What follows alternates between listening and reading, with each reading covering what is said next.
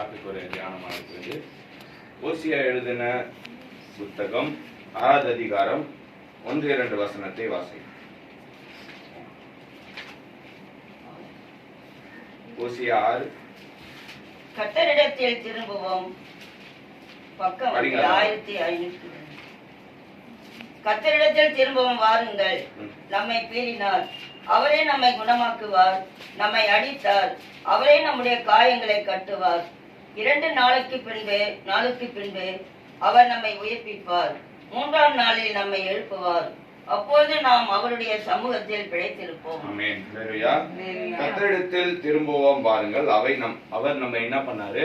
பீறினார்ன்றதுக்கு ஒரு சிங்கம் என்ன பண்ணும், இல்ல ஒரு கரடியோ யாரோ பீறிச்சுனாவும் காயம் ஏற்படும். அது மாதிரி கர்த்தரிடத்தில் திரும்பவும் பாருங்கள், நம்மை பீறினார். அவர் என்ன பண்றாரு? நம்ம அவருடைய சமூகத்தை விட்டு விலகி போகும்போது என்ன பண்றாரு? நம்மளை பீறுகிற தேவனா இருக்கிறார். அவரே நம்மை குணமாக்குவார். அப்போ தேவன் நம்மளை பீறினாலும் என்ன பண்ணுறாரு? நம்மளை குணமாக்குற தேவனா இருக்கிறார். நம்மை அடித்தார், அவரே நம்முடைய காயங்களை கட்டுவார். ஏசப்பா என்ன பண்ணுவாரு? அடிப்பாரு அப்படின்னு சொல்லிட்டு இன்னைக்கு நாம பார்க்க போறோம். அங்குள்ள தேவன் அவரு அதே சமயம் ஒரு கண்டிக்கிற தகப்பனாயும் இருக்கிறார் என்று நாம் இந்த வேதத்துல நம்ம இன்னைக்கு பார்க்கக்கூடிய தியானமா இருக்குது. நம்மை அடித்தார், அவரே நம்முடைய காயங்களை கட்டுவார். அவர் ஏசப்பா நம்மளை அடிச்சால் என்ன பண்ணுவாரு? அடிக்கும் போது என்ன ஏற்படும்? காயம் ஏற்படும். காயம் ஏற்படும் போது அவர் என்ன பண்ணுவாரு? நமக்கு அவர் அந்த காயத்தை கட்டுவார். 2 நாளுக்கு பின்பு அவர் நம்மை உயிர்ப்பிப்பார். நம்ம செத்து போயிருந்தா, அதாவது ஆத்துமாலே செத்து போயிருந்தா, ஆவியில செத்து போயிருந்தா நம்ம என்ன பண்ணாரு? 2 நாளுக்கு பின்பு அவர் உயிர்ப்பிப்பார். 3ஆம் நாளை நம்ம என்ன பண்ணுவாரு? அவர் எழுப்புகிற தேவனா இருக்கிறார். அப்போது நாம் அவருடைய சமூகத்தில் பிழைத்திருப்போம். நம்முடைய தேவனுடைய சமூகத்தில் எப்போது என்ன பண்ணுவோம்? பிழைத்திருக்கணும். பிழைத்திருப்பதல் என்று சொன்னீங்கன்னா உயிரோடு இருக்கும், சர்வை பண்ணிருக்கணும் என்று வேத வாக்கியம் சொல்கிறது. அப்போ அடுத்த வசனம் பார்க்கலாம். எபிரேயருக்கு எழுதின நிருபம் 12வது அதிகாரம் 6வது வசனத்தை வாசி.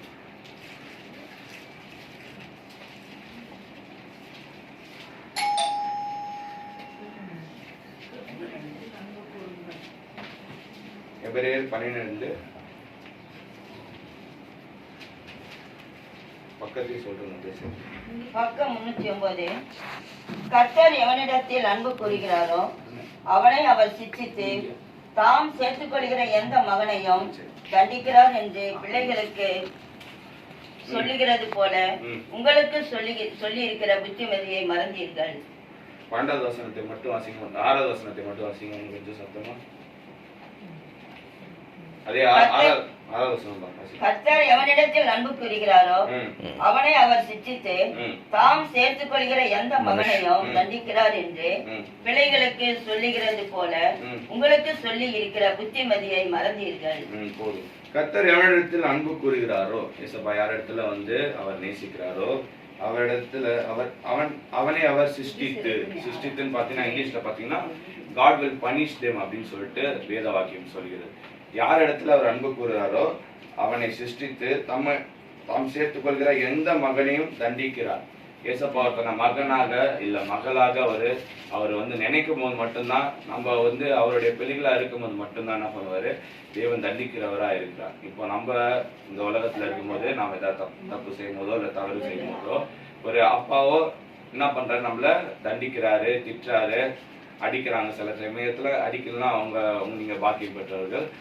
அப்படி அடிக்கும் போது என்னன்னா நீங்க மகன் என்ற உரிமையில என்ன பண்றாங்க? நீங்க மகள் என்ற உரிமையில உங்களை அடிக்கிறாங்க. அது மாதிரி ஏசப்பா யார் இடத்துல அன்பு கூறுகிறாரோ, யாரை தன்னை மகனாகவோ தன்னுடைய சொந்த மகளாகவோ யாரை ஏற்றுக்கொள்கிறாரோ அவங்களே அவர் என்ன பண்றாரு? சிருஷ்டிக்கிறார். God will punish them. அவர் எதுக்காக அப்படி பண்றாருன்னா அவருடைய சமூகத்தில் நாம என்ன பண்ணணும்? சரியான பாதையில அவர் நமக்கென்று சில ஆசீர்வாதங்களை வைத்துக்கிற தேவனா இருக்கிறார். ஒரு பாதை பாத்தீங்கன்னா இடுக்கமான வாசல் வழியா உற்றவேசியுங்கள், கேட்டுக்கு போகிற வாசல் விசாலமா இருக்கிறது என்று வேத வாக்கியம் சொல்கிறது. அப்போ நம்ம ஒரு பாதையில போகும்போது இப்போ ட்ராக், அதாவது நம்ம போற ஸ்ட்ரெயிட்டான பாதையில நம்ம வழிக்கு போகும்போது என்ன பண்றாரு? ஆடுகளின் மேய்ப்பன் என்ன பண்றாரு? ஒரு ஸ்ட்ரெயிட்டா ஒரு ஆடுகளை வைத்துக் கொண்டு போகும்போது ஒரு ஆடோ 2 ஆடோ அப்படி சைட்ல அப்படியே ஓரம் போக என்ன பண்றாரு? தடி எடுத்து என்ன பண்றாங்க? லைட்டா தட்டுறாங்க. தட்டி என்ன பண்றாங்க? அப்படியே அதே லைன்ல மத்த ஆடும் கூட போற மாதிரி என்ன பண்றாங்க? நடத்துறாங்க. அதே மாதிரிதான் நம்ம ஏசப்பா நம்ம அவருடைய பிள்ளைகளா இருக்கும் போது அதே மாதிரிதான் அவர் பண்ணுகிற தேவனா இருக்கிறார். ஹல்லேலூயா. இப்போ ஏன் அப்படி வந்து அவர் தண்டிக்கிறார்? அநேக காரியங்களை நம்ம பார்க்க போகிறோம். கொரிந்தியர் எழுதின நிருபம் 11வது அதிகாரம் 31, 32 வசனத்தை வாசிக்கும். கொரிந்தியர் என்ன கொரிந்தியர் எழுதுமா பார்த்து சொல்லு. 1 கொரிந்தியர் பக்கம் 238 11வது அதிகாரம் 32, 33 வசனத்தை வாசிக்கும். 32 மட்டும் வாசிக்கும். 31, 32. நம்மை நாமே நிதானித்து அறிந்தால் நாம் நியாய தீர்க்கப்பட்டோம். நாம் நியாய தீர்க்கப்படும் போதே உலகத்தோட ஆக்கினைக்குள்ளாக தீர்க்கப்படாதபடிக்கு கர்த்தராலே சிருஷ்டிக்கப்படுகிறோம். யாரா இங்கிலீஷ் பைபிள் இந்த ரெண்டா வாசிக்கணும். இங்கிலீஷ்ல அதே வேர்டு 32, 33. 32 மட்டும் வாசிங்க.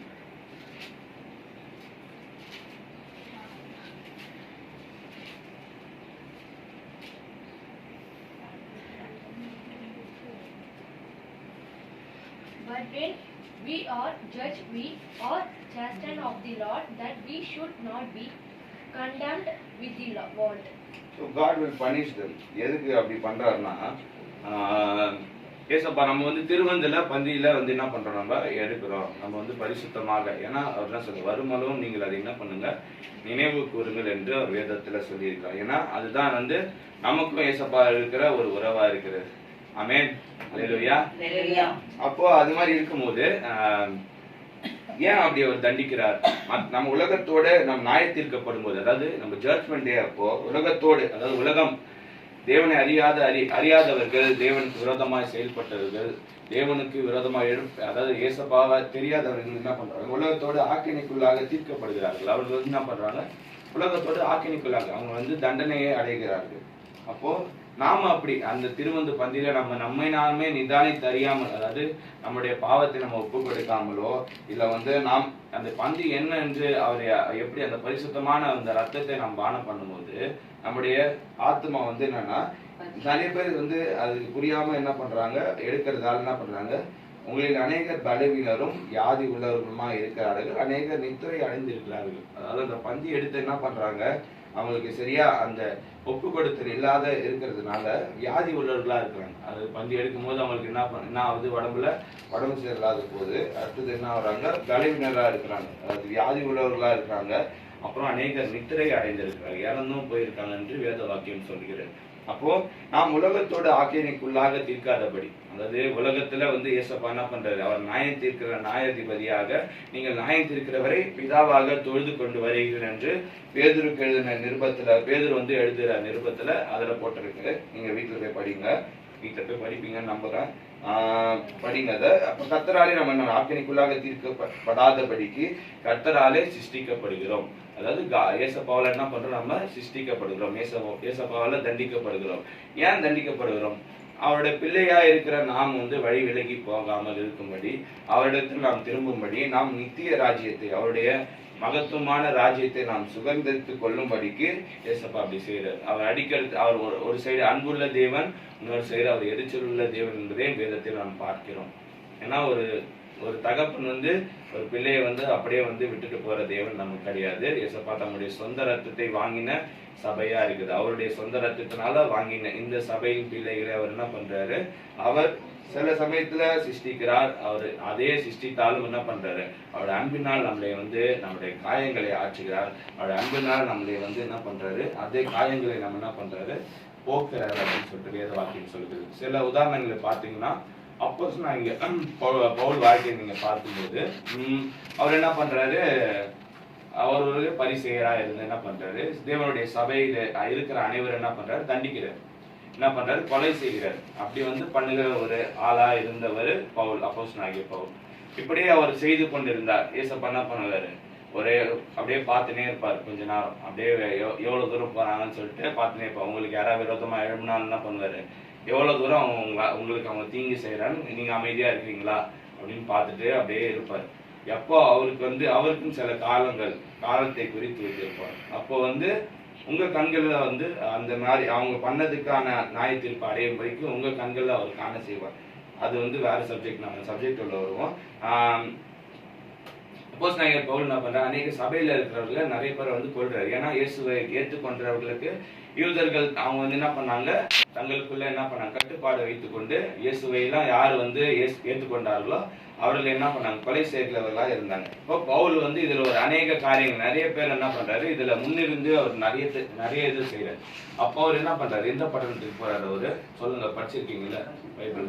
எந்த பட்டணத்துக்கு போகும்போது ஏசப்பா வந்து அவரோட பேசுகிறார்? தமஸ்கு போகும்போது, நான் மறந்துட்டேன், அதால தான் வந்து உங்களை கேட்டேன். தமஸ்குக்கு போகும்போது என்ன பண்றாரு, போகும்போது ஏசப்பா என்ன பண்றாரு, அந்த ஒளி, அதாவது ஒளியை அனுப்பி என்ன பண்றாரு, பேசுகிறார். அவர் கண்ணு வந்து என்னாச்சு, குருடாகி அவர் என்ன பண்றாரு, விழுகிறாரு. அந்த ஒளியை பார்த்து என்ன சொல்றாரு, எவ்வளவு என்ன நீ துன்பப்படுத்துவ, முள்ளில் உதிக்கிறது உனக்கு கடினம் இல்லையா என்று சொல்லிட்டு அப்போஸ்தலனாகிய பவுல் கிட்ட வந்து கேட்கிறாரு. அப்போ அப்போஸ்தலனாகிய பவுல் கிட்ட கேட்கும்போது, ஆண்டவரே நீர் யார் என்று அவர் என்ன பண்றாரு, அவர் கேட்கிறாரு, ஆன்சர் கேட்கிறாரு, கொஸ்டின் கேட்கிறாரு, நீங்க யாரு அப்படின்னு சொல்லிட்டு. அவர் ஒரு நாள் துன்பப்படுத்துகிற இயேசு நானே அப்படி சொல்றாரு. அதுக்கப்புறம் என்ன ஆச்சு, பவுலுக்கு 3 நாள் கண்ணு தெரியல. ஏசப்பா என்ன பண்ணாரு, அடிச்சிட்டாரு, கண்ணு தெரியல. 3 நாள் கண்ணு தெரியாம போயிடுச்சு. ஆனா அவர் என்ன பண்றாரு, உபவாசம் இருந்து ஏசப்பா கிட்ட தன்னை ஒப்பு கொடுத்து ஜெபிக்கும் போது இன்னொரு மனுஷனை, என்ன மனுஷன், அவர் பேர் என்னது, அனானியான்ற மனுஷனை என்ன பண்றாரு, தீர்க்க தரிசனம் மூலமா வெளிப்படுத்தி என்ன பண்றாரு, அனானியாவை வந்து அனுப்பி என்ன பண்றாரு, அவருக்கு பார்வையடையும்படி செய்கிறார். இது தேவனுடைய ஒரு சின்ன தண்டிப்பு. இப்போ இது மாதிரி நிறைய எக்ஸாம்பிள் நம்ம பார்க்க போறோம். 4 எக்ஸாம்பிள் மட்டும் பார்ப்போம், ரொம்ப வேணாம். இப்போ பழைய ஏற்பாட்டுல பாத்தீங்கன்னா மோசேயோட சிஸ்டர், அதாவது மிரியாம், அவங்களுடைய வாழ்க்கையை நம்ம பார்க்கிறோம். என்னாகமும் 12வது அதிகாரம் 9வது வசனத்துல இருந்து 12ஆம் வசனத்தை வரைக்கும் வாசிக்கிறோம்.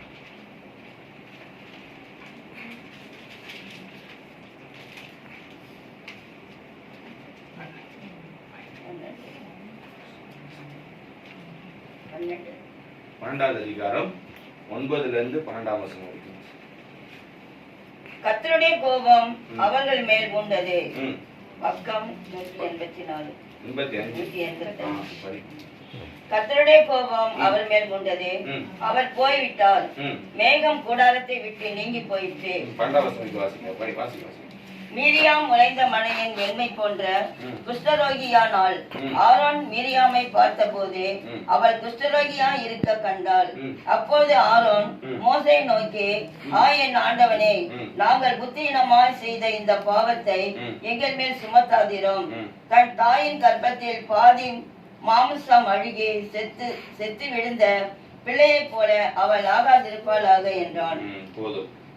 ஏன் அப்படி வந்து நடந்துச்சுன்னு பாத்தீங்கன்னா, இந்த சம்பவம் ஏன் நடந்துச்சு பாத்தீங்கன்னா, அதே 12வது அதிகாரத்துல 13வது வசனத்தையும், அதாவது 2வது வசனத்தை நீங்க வாசிச்சீங்கன்னா, கர்த்தர் மோசே கொஞ்சம் மாத்திரமா பேசினாரோ அப்படின்னு சொல்லிட்டு அவங்க என்ன பண்றாங்க, மோசேக்கு விரோதமாக பேசுறாங்க. அவங்க வந்து பேசி என்ன பண்றாங்க, எங்களை கொண்டும் அவர் பேசினது இல்லையோ என்றார்கள். கர்த்தர் அதை கேட்டார். இப்படி பேசினதை என்ன பண்றாரு, ஏசப்பா என்ன பண்றாரு, கேட்டார். அவர் என்ன பண்றாரு, நம்ம பேசுகிறத நம்ம என்னென்ன பண்றோம்ட்டு அவர் பார்க்கிற தேவனா இருக்கா, அவர் கேட்கிற தேவனா இருக்கா, அவர் விசாரிக்கிற தேவனா இருக்கிறார். இப்போ மோசே, அப்புறம் படிங்க அந்த வசனம். அப்பொழுது மோசே கர்த்தரை நோக்கி, என் தேவனே, அவளை குணமாக்கும். 3வது வசனம். மோசேயானவள் பூமியில் உள்ள சகல மனிதரிலும் மிகுந்த சாந்த குணமுள்ளவனாய். மோசே எப்படிப்பட்ட ஒரு மனுஷனா, மோசேயானவன் பூமியில் உள்ள சகல மனிதரிலும், சகல மனிதனா எல்லா மனுஷரையும் பார்க்கலும் மிகுந்த சாந்த குணம் உள்ளவனா இருந்தான். சாந்த குணம்னா ரொம்ப ஒரு அமைதியில் உள்ள, பொறுமை உள்ள ஒரு சாந்த குணம் என்று எப்படி எக்ஸ்பிளைன் பண்றது தெரியல. சாந்த குணமா இருந்தார், ரொம்ப அமைதியா ஒரு மனசுல எதுவும் கபடற்றவர்களா இருக்கிறவர் போல அவர் வந்து இருந்தார். அப்போ அப்படிப்பட்ட ஒரு மனுஷனை பார்த்து என்ன பண்றாங்க, நம்மளுடைய சொந்த சகோதரர்கள் சகோதரி என்ன பண்றாங்க, பேசுறாங்க. அது மாதிரி உன்னை கொண்டு மாத்திரமா பேசினாரு, என்னை எண்ணி வச்சுதானே, என் மூலியமா தானே ஏசப்பா பேசினாரு, நீ மட்டும்தான் வந்து பெரிய ஆளா அப்படின்ற மாதிரி கேட்டாங்க. அப்போ சடுதியிலே கர்த்தர் மோசேயும் ஆரோனையும் மரியாமையும் நோக்கி, நீங்கள் 3 பேரும் ஆசாரிப்பு கூடாரத்துக்கு புறப்பட்டு வாருங்கள் என்றார். அப்போது 3 பேரும் போனாங்க. இதை கேட்டு என்ன பண்ணாரு, உடனே ஆன்சர் பண்ணாரு. சாந்த குணம் உள்ளவர்களுக்கு ஏசப்பா, சாந்த குணம் உள்ளவர்கள் பாக்கியவான்கள், அவர்கள் என்ன பண்ணுவாங்க, பூமியை சுதந்திரித்துக் கொள்வார்கள். அப்போ சாந்த குணம் நமக்கு இருந்ததுன்னா என்ன பண்ணுவார் ஏசப்பா, உடனே இறங்கி வந்து நம்ம யாரு என்ன சொன்னாலும் உடனே கேட்டுருவார். அப்போ என்னாச்சு, அது மாதிரி அவங்க வந்து ஆசாரிப்பு கூடாரத்துக்கு வர சொல்றாரு 3 பேரை. மோசே, மிரியாம், ஆரோன், நீங்க 3 பேரும் வாங்க அப்படின்னு சொல்லிட்டு கர்த்தர் மேக தூண்டில் இறங்கி என்ன பண்றாரு, மோசே அந்த வார்த்தை சொன்னால ஏசப்பாவுக்கு அவரால் பொறுக்க முடியும். அவர் கோபம் வந்துச்சு ஏசப்பாவுக்கு. கர்த்தர் மேக தூண்டில் இறங்கி, மேகத்துல இருக்கிற மேகத்துல தூண்கள் இருக்குது, யாருக்கா தெரியுமா? மேகத்துல தூண்கள் இருக்குது. அதாவது ஏசப்பா என்ன பண்ற, அந்த வழியா என்ன பண்றாரு, மேக தூண்களை இறங்கி கூடார வாசல்ல நின்று, கூடாரத்துக்கு வர சொல்லியிருந்தாருல, அந்த கூடார வாசல்ல நின்று ஆரோனையும் மிரியாமையும் கூப்பிட்டார். அவங்க 2 பேரையும் கூப்பிட்டாரு. அவங்க என்ன பண்றாங்க, போனார்கள். அப்படிங்க அடுத்த வசனத்தை. அப்பொழுது அவர், என் வார்த்தைகளை கேளுங்கள், உங்களுக்குள்ளே ஒருவன் தீர்க்கதரிசியாய் இருந்தால் கர்த்தராகிய நான் தரிசனத்தில் என்னை அவனுக்கு வெளிப்படுத்தி சொப்பனத்தில் அவனோட பேசுவேன். என் தாசனாகிய மோசேயோ அப்படிப்பட்டவன் அல்ல, என் வீட்டில் எங்கும் அவன் உண்மையுள்ளவன். அப்போ இந்த மோசேயை பத்தி ஏசப்பா சாட்சி கொடுக்கிறார். என் தாசனாகிய மோசேவோ அப்படிப்பட்டவன் அல்ல. நான் ஒரு தீர்க்கதரிசிக்கு எப்படி தீர்க்கதரிசனம் எப்படி பேசுவார், ஏசப்பா தீர்க்கதரிசனம் பேசுவார் என்று நான் தனி சப்ஜெக்ட் பார்ப்போம். ஆனா கொஞ்சம் ஒரு கிளான்ஸ் பேர் நான் சொல்லிட்டு போறேன். எப்படி பேசுவார்னா, அவர் ஒரு தீர்க்கதரிசியா இருந்தால் கர்த்தராகிய நான் தரிசனத்தில் என்னை அவனுக்கு வெளிப்படுத்துவேன், சொப்பனத்தில் பேசுவேன். தரிசனத்துல பேசுவாரு, இல்ல என்ன பண்ணுவாரு, கனவு. சொப்பனம் என்றால் என்ன பண்றது, கனவுல சில விஷயங்களை நீங்கள் தீர்க்கதரிசியின் ஆவியை பெற்றிருந்தால், அதாவது வரங்கள் நிறைய இருக்குது, உங்களுக்கு ஏசப்பா தீர்க்கதரிசியின் ஆவியை கொடுத்திருந்தார், ஏசப்பா எனக்கு கொடுத்திருக்காரு, உங்களுக்கு கொடுத்திருந்தாருன்னா அந்த வரங்கள் என்ன பண்ணும், கிரியை செய்யும். ஏன்னா ஏசப்பா எனக்காக இல்ல, அவருடைய நாமம் மகிமைப்படும்படிக்கு ஏசப்பா யார் யாருக்கு என்ன வரும் கொடுக்கணும்னு அவருக்கு விருப்பம் இருக்கு. ஆவியானவர் தான் வரத்தை பிரித்து கொடுக்கிறார், ஏசப்பா தான் கொடுக்கிறார் நமக்கு.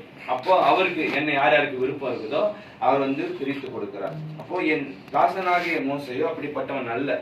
நீங்க சொல்ல மாதிரி என்னோட தாசனாகிய மோசே, அவன் என் வீட்டுல எங்கும் அவன் உண்மை உள்ளவன் அப்படின்னு சொல்லிட்டு நான் அவனுடனே மறைபொருளாக அல்ல, முகமுகமாய் உதேச்சமாய் பேசுகிறேன் அப்படின்னு சொல்றேன். நான் மத்த தீர்க்கதரிசி கிட்ட பேசுற மாதிரி பேசல, நான் மோசே கிட்ட எப்படி முகமுகமாய் பேசுகிற தேவனா இருக்கிறேன் அப்படின்னு சொல்ல. அப்படியே தொடர்ந்து படிங்க அந்த வசனத்தை. அவன் கர்த்தரின் சாயலை காண்கிறான்.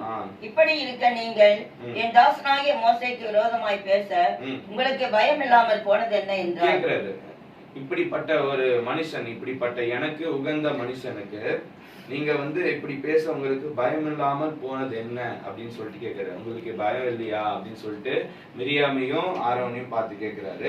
அப்போது தொடர்ந்து கோபம் அவர்கள் மேல் மூண்டது, அவர் போய்விட்டார். என்னாச்சு, மிரியாமுக்கு குஷ்டரோகம் பிடிச்சிருச்சு. அப்ப என்ன பண்றாரு, ஆரோன் கதறாரு, ஆண்டவனே இப்படி ஆயிடுச்சு, நம்முடைய கர்ப்பத்தை, அதாவது நம்ம தாயின் கர்ப்பத்துக்கு பிறந்த அவள் செத்தவளை போல பிள்ளையை போல இருக்கிறாளே அப்படின்னு சொல்லிட்டு இது பண்றாரு.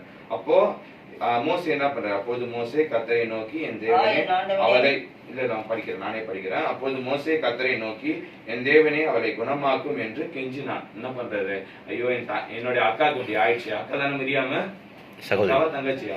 அக்கா. சரி, தெளிவா இருக்கீங்க. அப்போது மோசே கர்த்தரை நோக்கி என் தேவனே அவளை குணமாக்கும் என்று கெஞ்சினான். என்னாச்சு, என்னோட சகோதரிக்கு இப்படி ஆயிடுச்சு, நீங்க குணப்படுத்துங்க அப்படின்னு சொல்லிட்டு ஏசப்பா கிட்ட விரோதமாய் பேசினாலும் என்ன பண்றாரு. ஏன்னா மோசே எப்படிப்பட்ட ஒரு மனுஷனா இருந்தா, மிகுந்த சாந்தம் உள்ள மனுஷனா இருந்தான். அதான் என்ன பண்றாரு, என்னுடைய சகோதரிக்கு ஏசப்பா தண்டிச்சார். ஆஹா சூப்பர்னு சொல்லிட்டு கை தட்டி வருவாரு. என்ன பண்ணாரு, ஐயோ அப்படி ஆயிடுச்சு என்னுடைய சகோதரிக்குன்னு சொல்லிட்டு என்ன பண்றாரு, கர்த்தரை நோக்கி கெஞ்சுகிறார். இப்போ கர்த்தர் மோசையை நோக்கி அவள் தகப்பன் அவள் முகத்திலே காரி துப்பினது உண்டானார். ஒரு தகப்பன் அவங்க மூஞ்சில காரி துப்பினது உண்டானால் அவள் 7 நாள் வெட்கப்பட போலவே அவள் 7 நாள் பாளையத்துக்கு புறம்பே விளக்கப்பட்டிருந்து பின்பு சேர்த்துக் கொள்ளப்பட கடவுள் என்றார். என்ன சொல்றாரு, 7 நாளைக்கு காரி துப்பிட்டாரு ஏசப்பா. அதான் உண்மை. காரி துப்பந்தால என்னாச்சு, குஷ்டரோகம் அவங்களுக்கு பிடிச்சிருச்சு. அதனால என்னாச்சு, 7 நாளைக்கே அவ உள்ள வரக்கூடாது, வெளியே வச்சிருங்க. அப்பதான் என்ன பண்ணும், சில தண்டனைகளை ஏன் கொடுக்குறாருன்னா நம்ம புரிஞ்சுக்கணும். ஆனா அந்த அளவுக்கு எல்லாம் ஏசப்பா பண்ண மாட்டார், நம்மள ஓரளவு தண்டிப்பார். ஆனா தண்டிக்கிற தேவனா இருக்காரு. ஆனா அவர் இன்னொரு சைடு நமக்கு அப்பாவா இருக்காரு. இதுல அவர் வெறும் தேவனா செயல்பட்டதால இப்படி ஒரு குஷ்டரோகம் அடுத்த செகண்ட்ல நடந்தது. ஆனா அவர் நேற்று முன்று என்று மாறாத தேவனா இருக்கு. ஆனா தண்டனை இருக்கு, ஆனா கொஞ்சம் லைட்டா தட்டினாலே நம்மளால தாங்க முடியாது. அது மாதிரியான இது இருக்கு. அப்போ 7 நாளுக்கு அவர் என்ன பண்ணும், பாளையத்துக்கு புறம்பு, அதாவது கூட இல்லாம தனியா இருக்கணும் 7 நாளுக்கு சொல்லிட்டு அப்படி சொல்லிட்டாரு. 7 நாள் மிரியாம் என்ன பண்ணிருப்பாங்க, ஐயோ தம்பிக்கு விரோதமா பேசிட்டோமே சொல்லிட்டு அவங்க வருத்தப்பட்டிருப்பாங்க. அப்போ இது மாதிரி ஒரு சம்பவம் நடந்திருக்கு. ஏசப்பா என்ன பண்ணிக்கிறாரு, அடிச்சிருக்காரு. அவர் அன்புள்ள தேவனா நீங்க நிறைய விஷயங்களை நாட்கள்ல பேசியிருக்காங்க. அவர் அடிக்கிற தேவனா, சிருஷ்டிக்கிற தேவனாவும் இருக்கிறான்னு சொல்லிட்டு இன்னைக்கான வார்த்தை, ஏசப்பா கொடுத்த வார்த்தையை நான் உங்களோட பேசி பண்ணிருக்கேன். அப்போ அது மாதிரியான விஷயங்கள் நடந்திருக்கு. அவர் ஏசப்பா வார்த்தை என்ன சொல்லுது? கர்த்தராகிய இயேசு அவரு நேற்றும் இன்றும் என்றும் மாறாத தேவனா இருக்கார். ஆமென். அல்லேலூயா. அல்லேலூயா. ஆயிலிருந்து சத்தமா இருக்கார். அல்லேலூயா. நேற்றும் என்றும் மாறாத தேவனா இருக்கார். அப்போ இன்னொரு காரியத்தை நம்ம பார்க்கிறோம். இது வந்து ஏசப்பா தண்டிக்கல, ஆனா வந்து சாத்தானானவன் யோபு வந்து சோதிக்கும்படி என்ன பண்ணான்? பர்மிஷன் கேட்டான் ஏசப்பா கிட்ட. பர்மிஷன் கேட்டு என்ன பண்ணா, இது மாதிரி நான் மோசே, அதாவது யோபு வந்து பாத்தீங்கன்னா ஒரு நீதிமானா இருந்தார். அவருக்கு அநேக ஆஸ்திகள், 10 பிள்ளைகள் எல்லாமே அவருக்கு வந்து நிறைந்தவர்களா இருந்தாங்க. அப்போ என்ன ஆச்சுன்னா, சாத்தானால் சோதிக்கப்படும்படிக்கு சாத்தான் என்ன பண்றான்? ஏசப்பா கிட்ட வந்து பர்மிஷன் கேட்கிறான். நீங்க வந்து எல்லாம் கொடுத்ததால தான் என்ன பண்றான்? அவங்களை உயர்த்தினேக்கிறான். நீங்க எல்லாத்தையும் பிடிங்கி பாருங்க, அவன் வந்து உங்களை வந்து தூஷிக்க ஆரம்பிச்சிருவான்னு சொல்லிட்டு என்ன பண்றான்? ஏசப்பாக்கு சவால் விடுற மாதிரி வந்து அவங்க முன்னாடி நின்று கேட்கறான். என்ன பண்ற? ஏசப்பா பெர்மிஷன் கொடுக்குறாரு. சில டைம்ல நம்ம விசுவாசம் சோதிக்கப்படும்படிக்கு என்ன பண்றாரு? ஏசப்பா சில காரியங்களை நம்ம வந்து ஒரு டெஸ்ட் மாதிரி வைப்பாரு. அந்த டெஸ்ட் நம்ம பாஸ் பண்றோமான்னு செக் பண்ணுவாரு. நம்ம வந்து விசுவாசம் நமக்கு அவர் மேல முழுசா இருக்கா இல்லையா அப்படின்னு சொல்லிட்டு பார்ப்பாரு. நம்ம வந்து என்ன ஏசப்பா எதுவுமே செய்யல, அமைதியா இருக்கிறாரு அப்படின்னு சொல்லிட்டு நம்ம என்ன பண்ணக்கூடாது? ஐயா அவர் எதுவுமே செய்யல விட்டக்கூடாது. அவங்களுக்கு வைக்கிற டெஸ்ட், அந்த டெஸ்ட்ல நீங்க என்ன பண்ணணும்? பாஸ் பண்ணணும். அந்த டெஸ்ட்ல பாஸ் பண்ணி அவங்க ஃபெயில் ஆகணும். அதை மட்டும் ஞாபகம் வச்சுக்கோங்க. அப்போ என்ன ஆச்சுன்னா, சாத்தானால் சோதிக்கப்படும்படிக்கு வராரு. என்னாச்சு? அவர் உடம்பு ஃபுல்லா இதுவாச்சு, 10 பிள்ளைங்க போச்சு. தன்னுடைய சொந்த மனைவி என்ன பண்றாங்க? நீ தேவனை தூசி செத்துப்போ அப்படின்னு சொல்லிட்டு சொல்றாங்க. அப்படிதான் சொல்றாங்க. நீ தேவனை இன்னும் ஏன் தேவன் கொடுத்தா தேவன் எடுத்தார், தேவன் கொடுத்தா தேவன் எடுத்தார், இதே அவர் சொல்லி இருந்தார். அப்போ என்ன சொல்றாங்க? அவங்க சொந்த மனைவி என்ன சொல்றாங்க? நீ இப்படியே சொல்லி ஏன் சொல்லி நிற்கிற? தேவனை வந்து அவர் இல்லை, அவர் தூசி, அவரை திட்டிட்டு நீ செத்து போயிட்டு. ஏன்னா அந்த அளவுக்கு வந்து அவர் விஞ்ஞானத்துல அவங்க வந்து பாக்குறாங்க, உங்களுக்கு எலும்பு, அதாவது ஸ்கின், அதாவது எலும்புல இருக்கிற கேன்சர் என்ன சொல்றாங்க? போன் கேன்சர் மாதிரி இருந்ததுன்ற மாதிரி விஞ்ஞானத்துல அவங்க சொல்றாங்க. அதாவது வேத ஆராய்ச்சியாளர்கள் அப்படி சொல்றாங்க. இப்போ எவ்வளவு ஒரு வேதனை, அதாவது ஒரு ஓட்டு எடுத்து அவர் வந்து சொல்லி இருந்தாருன்ற மாதிரி ஒரு கவலைக்கிடமான, ரொம்ப ஒரு கவலைக்கிடமான நிலைமையில வந்து அவர் இருந்தார். அப்போ வந்து இது மாதிரி சோதிக்கப்பட்டார். அதுக்கப்புறம் அந்த சோதனை இருந்து அவர் வெளியே வந்தபோது ஏசப்பா எவ்வளவு ஒரு ரெட்டிப்பான, எவ்வளவு ஒரு ஆஸ்தி, அதாவது முன் நிலைமையை பார்த்து யோபுக்கு பின் அதுக்கப்புறம் வந்து சோதிக்கப்பட்ட அப்புறம் இருக்கிற அவருடைய ஆசீர்வாதம் எப்படி இருந்ததுன்னா பூமி தாங்கல. அந்த அளவுக்கு இப்போ ஆடு மாடுகள் 100 இருந்தா 200 அப்படியே ரெட்டிப்பாக இருந்தது. அப்போ அந்த மாதிரியான ஆசீர்வாதம். ஏசப்பா தண்டிக்கிறாருன்னா உங்களை வந்து ஏன் தண்டிக்கிறார்? உங்களை அடிக்கணும்னு அவருக்கு ஆசைலாம் இல்லை. நீங்க அவருடைய பாதையில உங்களுக்குன்னு ஒரு ட்ராக் வச்சிருப்பாரு. அந்த ட்ராக்ல நீங்க போகும்போது, உங்களுக்கு அந்த ட்ராக்ல போகும்போது, இப்போ ஒரு சின்ன கேம் எடுத்துக்கிங்கன்னா, சப்வே சப் எடுத்துக்கிட்டீங்கன்னா, நீங்க ஓடக்குள்ள காயின்லாம் கலெக்ட் பண்ணி தான் வருவீங்க. ஒரு காயின் கலெக்ட் பண்ண இடத்துல எதுவுமே இருக்காது, உங்களுக்கு பாயிண்ட் வராது. அது மாதிரிதான் ஒரு பாதை இருக்குதுன்னா ஸ்ட்ரெயிட்டா அவருடைய பாதையில் நீங்க போகும்போது அந்த ஆசீர்வாதத்தை நீங்க என்ன பண்ணுவீங்க? தினமே பெற்றுன்னு போகும். இப்போ பாதையை விட்டு வேலைக்கு போகும்போது உங்களுக்கு ஆசீர்வாதம், அவரும் உங்களுக்குன்னு சில ஆசீர்வாதத்தை அவர் என்ன பண்ண ஆல்ரெடி முன்குறித்து வைத்திருக்காரு. ஏன்னா தாயின் கற்பத்தின் உருவாகத்துக்கு முன்னே உங்களை நான் என்ன பண்ணேன்? தெரிந்து கொண்டிருக்கார். அப்போ உங்களுடைய வாழ்க்கையை அவர் என்ன பண்றாரு? உங்களை ஒரு ட்ராக் வச்சிருக்காரு. உங்களுக்குன்னு ஒரு வாழ்க்கை, உங்களுக்குன்னு ஒரு பாதையை வைத்திருக்காரு. அந்த பாதையை விட்டு நீங்க விலகி போகும்போது என்ன ஆகுதுன்னா, நீங்க அவரால் ஆசீர்வதிக்கப்படுறது தடையா இருக்கு. ஒரு அப்பா வந்து ஒரு பிள்ளைக்கு கொடுக்க வேண்டிய பொருளை வந்து வச்சுனே இருக்கிறாரு. அந்த புள்ள வந்து என்ன பண்ணுது? அப்பா கிட்ட வராம அப்படியே வெளியே சுத்தி நிற்குது. அப்பா கோபமும் வராதா? வரும். அப்ப என்ன பண்ண டமால அடிச்சு என்ன பண்ற? இட்டுன்னு வந்து அந்த கிஃப்ட் கொடுத்து நம்மள என்ன பண்றாரு? குணமாக்குறாரு. அப்படிப்பட்ட ஒரு அன்புள்ள தேவனா இருக்கு. அல்லேலூயா. ஏன்னா அடிக்கிற தேவனா இருந்தாலும் ஒரு சைடு அவர் என்னது? அடிக்கிற இடத்துலதான் என்ன அடிக்கிற கைதான் அணைக்க. ஏதோ ஒரு படம் சொல்லுவாங்க, அது மறந்துச்சு. அடிக்கிற கைதான் அணைக்கும். அது மாதிரிதான் ஏசப்பா வந்து இருக்கிறாரு. பழமொழி அப்படியே ஆப்டியோட செட் ஆயிடுச்சு. பரவாயில்ல. அப்படிப்பட்ட ஒரு தேவனா இருக்கிறார். இப்போ இன்னொரு சில விஷயங்கள் பார்க்கணும்னா, 4வது ஒரு எக்ஸாம்பிள் பார்க்கணும். யாக்கோபு எழுதுனன்னு சொல்லுவாங்க. யாக்கோபை பற்றி நம்ம பார்ப்போம். ஆதியாகமம் 32வது அதிகாரத்தை எடுத்துக்கொள்கிற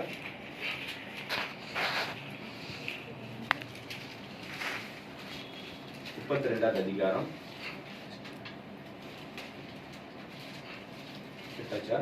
26ல இருந்து 31. சிஸ்டர் நீங்க வாசி. அவங்க எவ்வளவு சிஸ்டர்? அவர் நான் போகட்டும், பொழுது விடுகிறது என்றார். அதற்கு அவன், நீர் என்னை ஆசீர்வதித்தால் ஒழிய உம்மை போக விடேன் என்றான். அவர், உன் பேர் என்ன என்று கேட்டார். யாக்கோபு என்றான். அப்பொழுது அவர், உன் பேர் இனி யாக்கோபு எனப்படாமல் இஸ்ரவேல் எனப்படும், தேவனோடும் மனிதரோடும் போராடி மேற்கொண்டாயே என்றார். அப்பொழுது யாக்கோபு, உம்முடைய நாமத்தை எனக்கு அறிவிக்க வேண்டும் என்று கேட்டான். அதற்கு அவர், நீ என் நாமத்தை கேட்பானே என்று சொல்லி அங்கே அவனை ஆசீர்வதித்தார். அப்பொழுது யாக்கோபு, நான் தேவனை முகமுகமாய் கண்டேன், உயிர் தப்பி பிழைத்தேன் என்று சொல்லி அந்த ஸ்தலத்துக்கு பெனியேல் என்று பெயரிட்டான். அவன் பெனியேலை கடந்து போகையில் சூரியன் உதயமாயிற்று. அவன் தொடை சுளுக்கினாலே நொண்டி நொண்டி நடந்தான். பாத்தீங்கன்னா யாக்கோபு வந்து பாத்தீங்கன்னா ஏசாவுக்கு பயந்து, அதாவது தன்னுடைய அண்ணனுக்கு பயந்து என்ன பண்றாரு, அவர் என்ன பண்றாரு, சமையல வந்து அவரு கை தேர்ந்தவரா என்ன பண்றாரு, சமைச்சீர் ஏசா இந்த சொத்தெல்லாம் என்ன பண்றாரு, ஒரு என்ன கூடாது, ஏதோ ஒரு பைத்தியம் கஞ்சி, அந்த கஞ்சிக்காக என்ன பண்றாரு, அவர் வந்து தன்னுடைய சொத்தை வித்துட்டாரு. தன்னுடைய சொத்தை என்ன பண்ணிட்டாரு, சாப்பாடுக்காக என்ன பண்ணிட்டாரு, வித்துட்டாரு. யாக்கோபு என்ன பண்றாரு, ட்ரிக்ஸா ஏமாத்திட்டாரு. நெக்ஸ்ட் என்ன பண்ணாரு, ஆட்டு தோலை போத்திட்டு என்ன பண்ணிட்டாரு, ஏசா அப்படின்னா நிறைய ரோமம் முடி உள்ள, அதாவது ரோமம் உடம்பு ஃபுல்லா ரோமம் உள்ள இருக்கு. யாக்கோப் அந்த டைம்ல பாத்தீங்கன்னா, அதாவது ஈசாக்கு வந்து பாத்தீங்கன்னா கண்ணு தெரியாது சரியா, ரோமத்தை வைத்தான் என்ன பண்றாரு, கண்டுபிடிச்சு அந்த ஆசீர்வாதத்தை அவர் பெற்றுக்கொண்டாரு. எல்லாத்தையும் என் தம்பி எங்கிருந்து புடிங்கிட்டு போயிட்டான்னு சொல்லிட்டு ஒரு கடுப்பு இருந்தது, அவனை கொலை செஞ்சே ஆகணும்னு சொல்லிட்டு அந்த வெறி இருந்தது. அதனால என்ன பண்ணிட்டாரு, தப்பிச்சு என்ன பண்றாரு, அவனோட மாமா வீட்டுக்கு, அதாவது தாய் மாமா வீட்டுக்கு ஓடி போய் அங்க போய் கஷ்டப்படுறாரு. அதுல அந்த சப்ஜெக்ட் நம்ம இன்னொரு நாள் பார்ப்போம். ஏசப்பா கொடுத்தாருன்னா அதுக்கேற்ற வார்த்தை நம்ம பார்ப்போம். அப்போ ஏசப்பாடு என்ன பண்றாரு, போராடி என்ன பண்றாரு, அவரும் வந்து நல்லா ஒரு குஸ்தி போட்டிருப்பாங்கன்னு நினைக்கிறேன் தெரிஞ்சு, நல்லா ஃபைட்டு, 2 பேரும் செம ஃபைட் போடுறாங்க. 2 பேருமே என்ன, பொழுது விடிய போகுது, அதாவது விடிய காத்தால விடிய போகுது. அவர் என்ன பண்றாரு, டப்புன்னு தொடை சந்தை தட்டினோம், என்னாச்சு, அவர் கால் சுலுக்கிச்சு. அப்போ கால் சுலுக்கினே என்ன பண்றாரு, கண்டுபிடிச்சிட்டாரு. இவர் வந்து நம்ம சாதாரண மனுஷன் இல்ல, அவர் யாரும் தெரியல சொல்லிட்டு என்ன பண்றாரு, டப்புன்னு காலை பிடிச்சிட்டாரு. நான் போனோம், என்ன விட அமைச்சு சொல்றாரு, நீங்க என்ன ஆசீர்வதிச்ச உங்களை என்ன பண்ண மாட்டேன், விட மாட்டேன். சில சமயத்துல நம்ம என்ன பண்ணோம், பிரேயர்ல உட்காந்துச்சோன்னா எனக்கு இப்பவே ஆன்சர் வந்தே ஆகணும்னு சொல்லிட்டு நம்ம காலை பிடிச்சி அவரை விடவே கூடாது, பிடிச்சிடணும். ஏன்னா குமாரன் கோபம் கலாம அவர் பாதத்தை நீங்க என்ன பண்ணுங்க, முத்தம் செய்யுங்க அப்படின்னு சொல்லிட்டு ஏசப்போட காலை என்ன பண்ணுனீங்க, முத்தம் செய்து கொள்ளுதே இருந்தீங்கன்னா அவர் ஆசீர்வதிப்பார். ஏன்னா வேத வாக்கியம் அப்படி சொல்லுகிறது. என்ன பண்ற, டப்புன்னு புடிச்சிட்டாரு காலை, நீங்க போக கூடாது, பொழுது வெளியே போது, நான் போனோம் என்ன விடுன்னு சொல்லிட்டு சொல்றாரு. அவர் பிடிச்சி என்ன பண்றாரு, நீங்க என்ன ஆசீர்வதிக்கிற வழியா நான் என்ன பண்ண மாட்டேன், நான் விடுறதே இல்லை அப்படின்னு சில சமயத்துல நீங்க ப்ரேயர் பண்ணும்போது எனக்கு பதில் எனக்கு கிடைச்சே ஆகணும், எனக்கு இப்பவே நீங்க சொல்லியே ஆகணும் என்னதான் அப்படின்னு சொல்லிட்டு என்ன பண்ணணும், நீங்க டப்புன்னு அவர் காலை பிடிச்சிடணும். இதுவெல்லாம் ப்ரேயர் ட்ரிக்ஸ். ஆக்சுவலா நான் எப்படி பண்ணுவேன்னு சொல்லிட்டு உங்களுக்கு நான் சொல்லித்தரேன். சில விஷயங்களை நீங்களும் அப்படி பண்ணி நீங்க அந்த அனுபவத்துக்குள்ள வந்தீங்கன்னா உங்களுக்கு தெரியும். அப்படியே பிடிச்சி என்ன பண்ணணும், நீங்க எனக்கு ஆன்சர் பண்ணியே ஆகணும். நீங்க எப்படி கூப்பிடுவீங்க, ஏசப்பா அப்பான்னு கூப்பிடுவீங்களா, நான் டாடி நீங்க சொல்லியே ஆகணும், எனக்கு இல்லைன்னா நான் விட மாட்டேன் உங்களை அப்படின்னு சொல்லிட்டு நான் ப்ரேயர் பண்ணுவோம். அப்போ அது மாதிரி என்ன பண்றாரு, யாக்கோபு அவரை காலை பிடித்துக்கிறார். அப்போ என்ன பண்றாரு, உன் பேர் என்னன்னு கேட்கிறாரு. உன் பேர் என்னன்னு கேட்கவானே யாக்கோபு என்றார். யாக்கோபுக்கு என்ற அர்த்தம் என்னன்னா எத்தன், திருடன் அப்படின்னு சொல்லிட்டு அர்த்தமா இருக்குது. அப்போ உன் பேர் என்னன்னு கேட்டு என்ன பண்றாரு, நீங்கள் இஸ்ரவேல் எனப்படுவாய் அப்படின்னு சொல்லிட்டு என்ன பண்றாரு, அவர் யாக்கோபு பேரை இஸ்ரவேல் நேஷனாக, ஒரு இளவரசனாக, திருடனா இருந்தவர் என்ன பண்றாரு, இளவரசனாக, ஒரு சின்ன ஒரு அடி குத்து என்ன பண்றாரு, இளவரசனா மாத்திட்டார். அப்ப எவ்வளவு பெரிய மகிமை. இன்ன வரைக்கும் என்னது, இஸ்ரவேல் ஜனங்கள், இஸ்ரவேலின் தேவனாய் கர்த்தர், அந்த நாமத்தை அவர் இன்னும் வரைக்கும் விட்டு கொடுக்கல. ஏன்னா இஸ்ரவேலின் தேவனாய் கர்த்தர் தான் யாரு, மாம்சத்தில் வெளிப்பட்ட நம்முடைய கர்த்தராகி இயேசு கிறிஸ்து. அவர் தான் நம்மளுடைய தகப்பனா இருக்கார். அப்படிப்பட்ட ஒரு தேவன். அல்லேலூயா. அப்போ ஒரே ஒரு அல்லேலூயா. அப்படிப்பட்ட ஒரு தேவனா இருக்கார். இப்போ அவர் தண்டிச்சால் என்ன பண்றாரு, ஒரு எத்தனை என்ன பண்றாரு, ஒரு இளவரசனாக, ஒரு இளவரசியாக தண்டிச்சால் என்ன பண்றாரு, அப்படியே ஒரு மாற்றுகிற தேவனா இருக்கிறார். ஆமே. அப்போ 34 வருஷம் பாத்தீங்கன்னா இதுல ஒரு ரகசியம் இருக்குது. இங்க நான் பாத்தீங்கன்னா பெங்களூர்ல இருக்கிற ஒரு பாஸ்டர் சொன்னாரு, அவன் பெண்ணியலை கடந்து போகையில் சூரியன் உதயமாச்சு. ஏசப்பா என்ன பண்றாரு, அந்த டைம்ல வந்து இது வந்து நார்மலா பார்த்தீங்கன்னா அந்த டைம் முதிய மாற்றிருப்பாங்க. ஆனா வந்து அவர் பேர் மாற்றப்பட்ட பிறகு அவருடைய வாழ்க்கையில என்ன ஆகுது? வெளிச்சம் ஒளிக்கிறது, ஒரு மகிமை ஒளிக்கிறது, ஒரு ஆசீர்வாதம் என்ன பண்றது, ஒரு சூரியனால என்ன பண்றது யாக்கோபு வாழ்க்கையில என்ன பண்ண. அதுக்கப்புறம் ஒரு ஆசீர்வாதம் பாத்தீங்கன்னா 12 பிள்ளைகள் ஆசீர்வாதத்தினால என்ன பண்ணாங்க, யாக்கோபு நிறைந்தவராய் இருந்தார். ஆமென், அல்லேலூயா. அப்போ இயேசப்பா தண்டிச்சு என்ன பண்ண, ஏன் தண்டிக்கிறாருன்னா உங்க வாழ்க்கையில ஒளி, அவருடைய ஒளி எப்பவுமே உங்களை நோக்கி பிரகாசித்து கொண்டே இருக்கும்போது என்ன பண்ணும், சில ஆசீர்வாதங்கள் உங்களுக்கு தேவனுக்கு உங்களுக்கு பிரிவினை உண்டாக்குறது. அதனால என்ன பண்ண, அவரால் ஆசீர்வதிக்க முடியல. ஏன்னா அவரை நீங்க என்ன பண்ணிட்டீங்க, கஷ்டப்படுத்திட்டீங்க. அவரிடத்துல நீங்க ஒப்பு கொடுக்கவில்லை, ஒப்புரவு ஆகவில்லை. தேவனிடத்துல என்ன பண்ண, எப்பவுமே இப்போ அப்பா வந்து கோவப்பட்டு அடிச்சிட்டாரு, என்ன பண்றாரு, சமாதானம், நீங்க பண்ணது தப்புன்னு தெரியுது, என்ன பண்ணணும், ஏசப்பா கிட்ட மன்னிப்பு கேட்கணும்ல. அது மாதிரிதான் இப்போ டேடி அவர் வந்து என்ன பண்றாரு, இப்போ சூரியன் உதயமாச்சு. அது மாதிரி வந்து வாழ்க்கையில, உங்க வாழ்க்கையில ஒரு சூரியன், அதாவது உங்களுடைய ஆசீர்வாதம் இன்னும் ஏன் உதிக்காத இருக்குது காரணம்னா ஏதோ ஒரு சில தவறுகள் இருக்கிறதுனால வந்து உதிக்காம இருக்குது. லூக்கா எழுதின சுவிசேஷம் 12வது அதிகாரம் 49வது வசனத்தை வாசிங்க. அது நியூ டெஸ்டமென்ட்.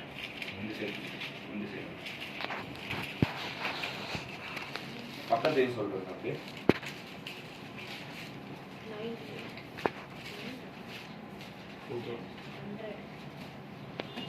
பக்கம் 100.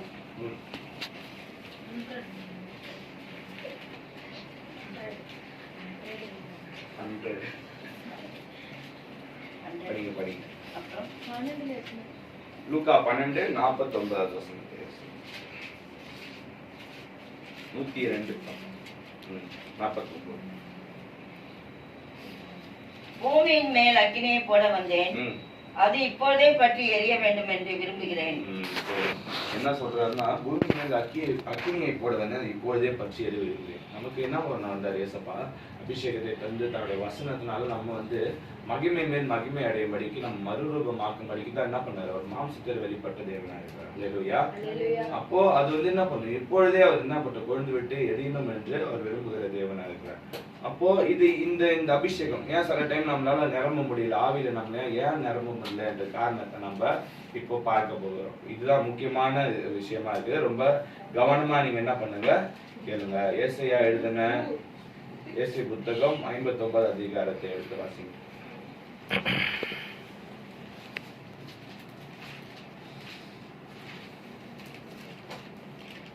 59 பக்கம் 865.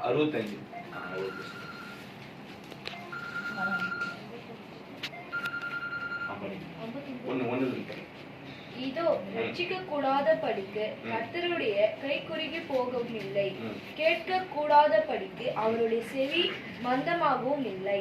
உங்கள் அக்கிரமங்களே உங்களுக்கும் உங்கள் தேவனுக்கும் நடுவாக பிரிவினை உண்டாகுகிறது. உங்கள் பாவங்களே அவர் உங்களுக்கு செவி கொடாத படிக்கு அவருடைய முகத்தை உங்களுக்கு மறைக்கிறது. ஏனென் ரெண்டு வசனம் பாத்தீங்கன்னா, இதோ கூடாதபடி கர்த்தருடைய கை குறுகி போகவும் இல்லை, கேட்க கூடாதபடி. உங்க பிரேயர்ஸ் எல்லாம் வந்து அவர் வந்து கேட்க கூடாதபடிக்கு, அதாவது நீங்க ப்ரேயர் பண்றீங்க, எப்போ ப்ரேயர் பண்ணாலும் என்னதான் என்னமோ பண்றோம், எதுவுமே நடக்க மாட்டே, என்ன காரணம் அப்படின்னு ஏதாவது யாராவது அந்த ஏசப்பா இந்த வார்த்தை யாரு அப்படின்னு நீங்க நினைச்சீங்களோ அந்த வார்த்தை உங்களுக்கு தான், அது வேற யாருக்கும் கிடையாது. அது யாரு நினைச்சீங்கன்னு தெரியல, எனக்கு கொடுத்த வார்த்தை இதுதான். இந்த வார்த்தை கொடுத்தாருன்னா, சில வார்த்தை என்கிட்ட பேசினாங்கன்னா அந்த வார்த்தை உபயோகமான வார்த்தைகள், அதெல்லாம் மிகுந்த கவனமாக இருக்கிறதுங்க. கேட்கக்கூடாதபடி அவருடைய செவி மந்தமாகவும் இல்லை, அவர் காதும் கேட்காமலாம் இல்லை. அவர் ஏன் அப்படி இருக்குன்னா, உங்கள் அக்கிரமங்களே, நீங்க பண்ற அக்கிரமங்கள் உங்களுக்கும் தேவனுக்கும் நடுவாக பிரிவினை உண்டாக்குறது. ஒரு கேப், ஒரு மதில் சோறு, எக்ஸாம்பிளா ஒரு மதில் சோறு வச்சு உங்களுக்கு முன்னாடி இப்ப நான் இருக்கிறேன், இப்போ இந்த இடத்துல வந்து ஒரு மதில் சோறு இருந்துச்சுன்னா அவங்கள பார்க்க முடியுமா? பார்க்க முடியாது. அது மாதிரிதான் ஒரு மதில் சோறு, ஒரு பிரிவினை வந்து உண்டாகும் போது என்ன பண்ண முடியாது, ஏசப்பாவை நம்மள வந்து ஆசீர்வதிக்க முடியும். ஏன்னா ஒரு பரிசுத்த தேவனா இருக்காரு. பாத்தீங்கன்னா, நான் பரிசுத்தர் ஆகியால் நீங்களும் பரிசுத்தரமாய் இருங்கள் அப்படின்னு சொல்லிட்டு வேத வாக்கியம் சொல்லுகிறது. அப்போ அக்கிரமங்கள் உங்களுக்கும் தேவனுக்கும் நடுவாக பிரிவினை உண்டாகிறது. உங்கள் பாவங்களே அவர் உங்களுக்கு செவி கூடாதபடி அவருடைய முகத்தை உங்களுக்கு மறைக்கிறது. நம்முடைய பாவம் என்ன பண்ணுதுன்னா, அவர் நமக்கு செவி கூடாதபடி, அவர் நமக்கு நம்முடைய ஜபத்தை வந்து நாமத்தை எதை கேட்டாலும் அதை செய்வேன் என்று சொல்றாருல. அப்போ வசனம் அப்படி சொல்லுது, நம்ம ஏன் வந்து பிரேயர் பண்ண நடக்க மாட்டேன்? காரணம் இதுதான். ஏன்னா சில விஷயங்கள் அவர் வந்து இப்படி எதிர்பார்க்கிறார். தேவன் வந்து சில விஷயங்களை நம்ம இடத்துல எதிர்பார்க்கிறார். ஏன்னா நம்முடைய தேவன் நம்ம பரிசுத்தரால் அபிஷேகம் பண்ணப்பட்டவர்கள். ஆமென். அல்லேலூயா. நம்ம வந்து பாவத்துக்கு அசுத்தத்துக்கு அல்ல பரிசுத்தத்துக்கு அழைக்கப்பட்ட கூட்டமா இருக்கிறோம். அல்லேலூயா. ஆமென். அப்போ அப்படிப்பட்ட ஒரு விஷயமா இருக்கிறது. அப்போ ஏன் உங்க ஜெபம் அவர் கேட்கப்படாத இருக்க காரணம், உங்கள் பாவங்கள் அவர் உங்களுக்கு செவி கூடாதபடிக்கு, உங்க பாவங்கள் அவருடைய செவிக்கு நீங்க பண்ற பிரேயர்ஸ் வந்து அவர் ஆன்சர் பண்ணாத இருக்கிறதுக்கு உங்கள் பாவங்கள் தான் என்ன பண்ணுது காரணமா இருக்குது. அவர் முகத்தை மறைக்கிறது அப்படின்னு சொல்லிட்டு இருக்குது. ஏன்னா அவர் வந்து பரிசுத்த தேவனா இருக்கிறார். இப்படிதான் நடக்கணும்னு சொல்லிட்டு அவர் வந்து நமக்கு ஒரு விஷயத்தை கொடுத்திருக்காரு. ஏன்னா அவர் என்ன சொல்ற, என்னுடைய துக்கம் ரொம்ப கஷ்டம்லாம் கிடையாது, என்னோட சுமை லகுவா இருக்கிறது என்று சொல்லி என்ன பண்ணணும், தேவனாய் கர்த்தரிடத்தில் உங்களுடைய இதயத்தோடும் முழு ஆத்மாவோடும் முழு பலத்தோடும் முழு மனதோடும் என்ன பண்ணணும், அன்பு கூற வேண்டும். முதலாவது ஏசப்பா. இரண்டாவது என்ன சொல்றாரு, உன்னை நேசிப்பது போல நேசி அப்படின்னு சொல்லிட்டு. நம்ம மட்டும் நல்லா ட்ரெஸ் போட்டா போதாது, மற்றவங்களுக்கு இது பண்ணணும், நம்ம மட்டும் நல்லா சாப்பிட்டா போதாது, மற்றவங்களும் ஏழைங்களுக்கும் நம்ம என்ன பண்ணணும் இறங்கணும். ஏன்னா அப்படிதான் வந்து சொல்லிக்கிறார், அப்படிதான் நம்ம வாழ்ந்தாக வேண்டும். ஏன்னா அவருடைய சொந்த ரத்தத்தை செஞ்சு நம்ம என்ன பண்றாரு, நம்ம வந்து பாவிகளா இருக்கும்போது என்ன பண்றாரு, அப்படிப்பட்ட ஒரு இரக்கத்தை காமிச்சார். ஆமென். அல்லேலூயா. அப்போ நாம இப்ப அபிஷேகத்தை பத்தி பார்ப்போம். ஏசப்பா நம்மள நிரப்பத்துக்கும் ஆசீர்வதிக்கிறதுக்கும் நம்ம பாத்திரத்தை வெறுமையாக்கி ஒப்பு கொடுக்கிறோம். நம்மளுடைய பாத்திரத்தை என்ன பண்ணணும், நம்ம ஒரு பாத்திரம், அதாவது ஒரு பாத்திரத்தை நம்ம என்ன பண்ணணும் வெறுமையாக்கி நம்ம என்ன பண்ணணும், ஏசப்பா கிட்ட ஒப்பு கொடுக்கணும். அவர்கிட்ட நம்ம ஒப்பு கொடுக்கும் போது என்ன பண்ணுவாரு, அவருடைய அபிஷேகத்தை நிரப்புவார். ஒரு எக்ஸாம்பிள் பாத்தீங்கன்னா, ஒரு பாத்திரம் இருக்குதுன்னு வச்சுக்கோங்க. என்ன கவனிங்க எல்லாரும் எல்லாம் கீழே கொஞ்சம் நிற்கிறீங்க. பாத்திரம் இருக்குது, ஒரு பாத்திரம் இருக்குதுன்னா அந்த பாத்திரத்தை தண்ணி இருக்குது, அந்த தண்ணி அழுக்கா இருக்குது வச்சுக்கோங்களா, கலங்கெல்லாம் அழுக்கா இருக்குது. அப்போ அழுக்கா இருக்கும் போது அந்த பாத்திரம் தான் எப்படி இருக்குதா பாக்கிறதுக்கு, அது மாதிரி இருக்குதா. அப்போ புது தண்ணி ஊத்தும் போது என்ன ஆகும், அது வேஸ்ட் தான், ஒண்ணுமே யூஸ் கிடையாது. அப்போ அந்த பாத்திரம், அந்த அழுக்கான பாத்திரத்தை, அதாவது அந்த பாத்திரம் அழுக்கு தண்ணின்றது நம்மளுடைய பாவங்கள் அப்படி எடுத்துக்கோங்க. நீங்க அந்த பாத்திரத்தை நம்ம ஒப்பு கொடுக்கும் போது, அதாவது நம்ம கீழே ஊத்தும் போது, அதாவது ஏசப்பா கிட்ட நம்ம மன்னிப்பு கேட்கும் போது, ஏன்னா அவர் வந்து நீதிமான் 7 தரம் விழுந்தாலும் என்ன பண்ணுவான், மறுபடியும் மேய்ந்திருப்பான் என்று வசனம் வந்து இருக்குது. அதனால யாருமே நான் வந்து ரொம்ப பரிசுத்தம் அப்படி யாராவது நினைச்சீங்கன்னா அது ரொம்ப தப்பு. உங்களோட பெரிய முட்டாள் யாருமே கிடையாதுன்னு நான் சொல்லுவேன். ஏன்னா 1 யோவான் புத்தகத்துல நீங்க எடுத்து வாசிச்சு பார்த்தீங்கன்னா, பாவம் எல்லோரும் என்பமானால் நம்ம என்ன வஞ்சிக்கலாம். 9வது வசனத்தை வாசிங்க. 1 யோவான் 1வது அதிகாரம் 9வது வசனம்